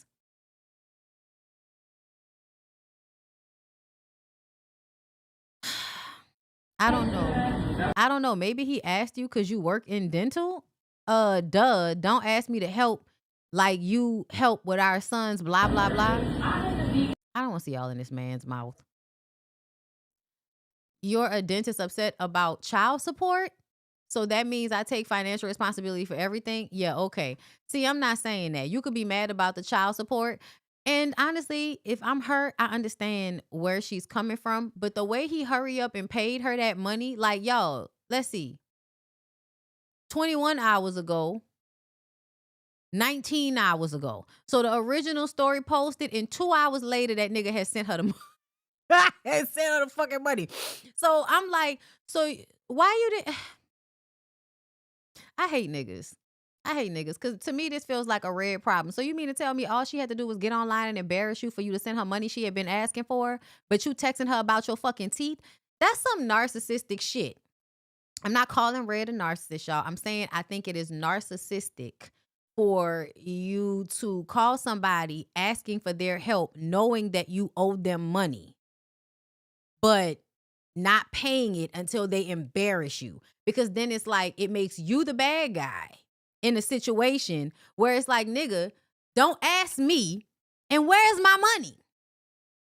I'm sorry, I understand exactly where she's coming from. And I bet you Toya was like, you better send that bitch whatever money she asked for, and you got all this fucking money. Get your own dentist and stop asking people, nigga, what's wrong with you? But I'm glad he hurry up and paid it. I'm glad, because ain't nobody got time to be being mad at you, Red. Get it together. Get it together. Because we already mad at some niggas. Let's get into other niggas that we mad about. And I'm going to tell y'all, I was right.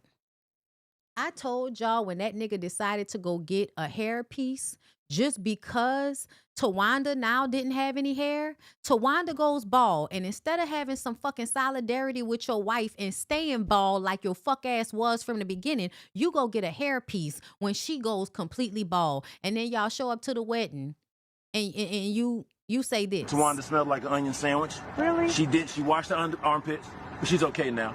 Yeah, she smells good now. I got a wife that smelled like onion burger a little bit. But you good now. You washed up under there and everything. We good. She took a quick, what they call it, a whole bath. Tawanda smelled like.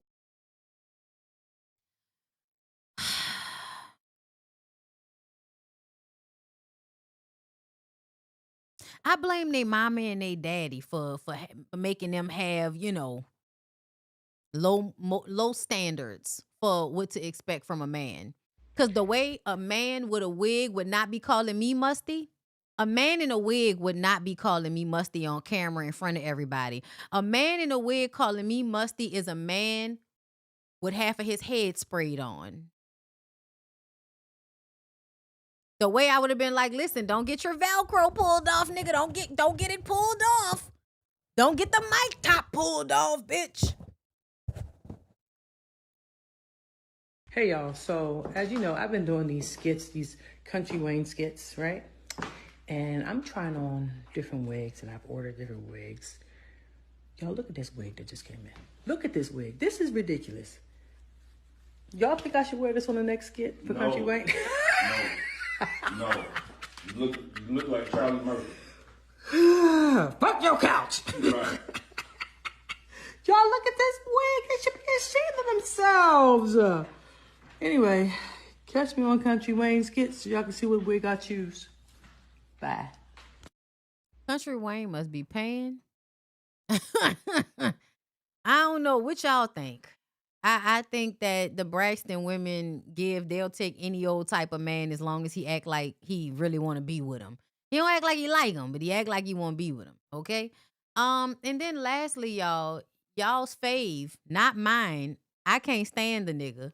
Drake with his weird, because anytime you tell me you in the DMs of teenage girls and shit, anytime I see you appropriating culture you don't have nothing to do with, anytime I see a grown ass man or a grown ass person, period, catering their outfits, their aesthetic, whatever they're doing to kids or people younger than them, I start to question. And Drake already seems like the lame ass nigga that doesn't have the amount of real swag to get women his actual age. And so instead he goes for the younger girls because they're too green to know how lame he is. That's the type of man I see Drake as. Drake just has a lot of money and he's made a lot of great music. So y'all will ignore that he's still a bitch ass nigga that will put plaits in his head. And it's like, sir, you're not from California. Why do you have plaits? Why do you have barrettes in your head? Last night, he came out with 3 albums at one time. They said Maid of Honor is for the bitches. Okay, so bitches that like Drake, that's for you. Yes, the pursed lips also annoy me. What is that? Habibity boppity boo. I don't know. And then Iceman and he actually, like the true capitalist he is, Michael Jackson would have loved this, okay? Michael Jackson would have loved this because it's the type of shit that Michael Jackson would do. I'm going to buy Michael Jackson's glove or I'm going to rent it and then I'm going to use it for my album cover. That's the type of shit Michael Jackson would have done. Y'all know Michael Jackson used to love to buy shit from other people, whether they wanted him to buy it or not. He was going to go buy some shit to make you feel small, okay? One of Michael Jackson's favorite pastimes is buying shit to make you feel like a little bitty living space. Okay? So I don't know if y'all are going to go listen to Drake's 3 albums. Y'all should do that. Let me know what y'all think. I was on TikTok last night. Everybody was listening. So not baby in Arabic. Well, that's creepy. Everybody was on TikTok. Everybody was listening. There was some tracks that people was like, okay, that's good. They were trying to like give it I saw people really trying to sit and listen to it. And then people still coming up with the conclusion of get the fuck out of my face with this, Drake. This is not close to your best work. I also heard some people say he's not being introspective enough in order to do better in his music. Because in order to do better in music, that is usually a depiction of how you feel and how you think. You have to grow. You have to evolve. So you're not always giving people the same shit because people get tired of monotony. They get tired of stagnancy. And the way he talks and thinks sometimes is in stagnancy. I heard he went and got back in good with Future. Okay, he had to go back and get the niggas because y'all kind of deserted him for Kendrick. So he got to go get somebody y'all love. Okay, and also, because I'm about to get off of here. One of the things I want everybody to pay attention to is how often men are able to be successful simply by showing how much they hate you bitches. Men who are successful because they've been able to show you how much they hate or how much they can't stand or how much they disrespect or how much they use up and discard women, you have to be very careful because in our society, we love that. We love that. Anytime a man acts like he doesn't value women, she's just a hoe, I fucked her and bumped her. Yeah. Our society loves that. Love it, love it, love it. That's the reason why the Nature Boy shit started popping off after he started talking about giving everybody STDs because y'all love whenever women are being abused. It's like a car crash you can't stop watching. The men are getting dicks hard from it and the women are watching it because they're like triggered or drawn to it because it's similar to something they've been through, Because people can say what they want to, but Nature Boy reminded me of being in abusive relationships with people, not in cults, but just in abusive relationships. Very, very similar. Very, very similar. Okay? But anyway, y'all, that's all I got for y'all today. I hope y'all have a really great weekend. Make sure you're following me on Instagram and TikTok and all of that because I might be posting. And also follow my secondary page, BondyBlue Bites. I'll be posting the stuff that happened earlier this week. If you missed it, me talking about Nature Boy, me talking about Michael Jackson, me talking about the roast. If you missed that earlier this week, it will be posted on BondyBlue Bites. Okay. I love you guys. I hope y'all have a really good weekend. Take care of yourself. Be kind to yourself and be kind to others, man. And if they're not being kind to you, Fuck them. Oh, wait. Let me read these super chats before I get out of here. Let's see. Very happy Mondays. Thank you for the super chat. A body is not for scribbling. You could have bought your coloring book. Just saying. She could have bought your coloring book. Just saying. She could have. Okay, buy my coloring book, y'all. The QR code is up here. And also, if y'all really enjoyed the show today, if y'all have been enjoying my shows recently, and you want to tip a bitch, listen. I do take tips. Okay, $1 here, $1 there, girl. It does great for my bank account, especially in these trying times. Okay, tip a bitch if you don't mind. Saltwater daughter, hey girl, you look good. This is for the free rap concert, girl. Thank you. Okay, listen, I will give y'all that Trina when it come to my mind, when I can remember the lyrics, cause I'm old now. You know, just not old for real, y'all. But my memory is not what it used to be when it comes to remembering lyrics. Esquihurt, thank you for the super chat. Cheyenne Bryant is intellectually lazy. Yeah, she is. That's why her ass didn't finish school. Farm to see. Thank you for the super chat. Going to for-profit unis back to back is crazy. Wow, it's giving. She started out as a scammer. Scholarly talk on life. Hey, love. As a person who has earned multiple masters and a PhD, she is lying. You can Google Scholar Me, Elizabeth Craig Walker. All of my things are there. I know that's fucking right. Farm to see. Thank you for another one. I don't think I've ever seen a black woman go to great lengths not to show her degree. Ever.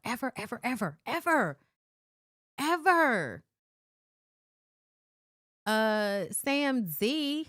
Hey, girl, thank you for the super chat. It's religious manipulation. I'm sorry, but you can't make me believe I'm going to be all right because God says so. Yeah, because that's not how life works out. You have to make sure you're okay. You have to decide that you're going to be okay. And then you have to work to being okay in order for you to be okay. It's never just because somebody threw it out there. Like, no. Lakia 1015, thank you, love. Why is she even there? Ugh, she's so irky. Talking about that wig. Kim Burrell. Oh, you were showing love today, Farmer, huh? Thank you. It was because he had that white girl in the fold.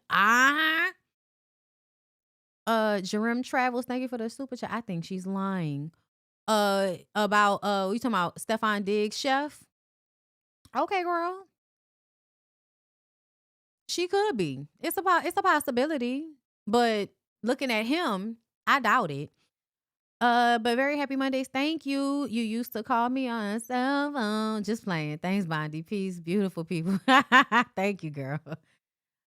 You know what? Fuck you, because now that shit gonna be stuck in my head. And they call me on my cell phone. And he really ripped that shit off from Erykah Badu, I think. Or did Erykah Badu rip that off from him? I can't remember. Hazel, thank you for the super chat, love. Hey, I'm tipping my stud girlfriend. I have a wife, but she knows about you. If I did have a grandbaby, I'm going to put through college, I would tip more. I appreciate that. I am not a stud. Okay. Thank y'all so much for being here today. I appreciate y'all. Okay. And y'all be cool by the pool, fool. Peace out.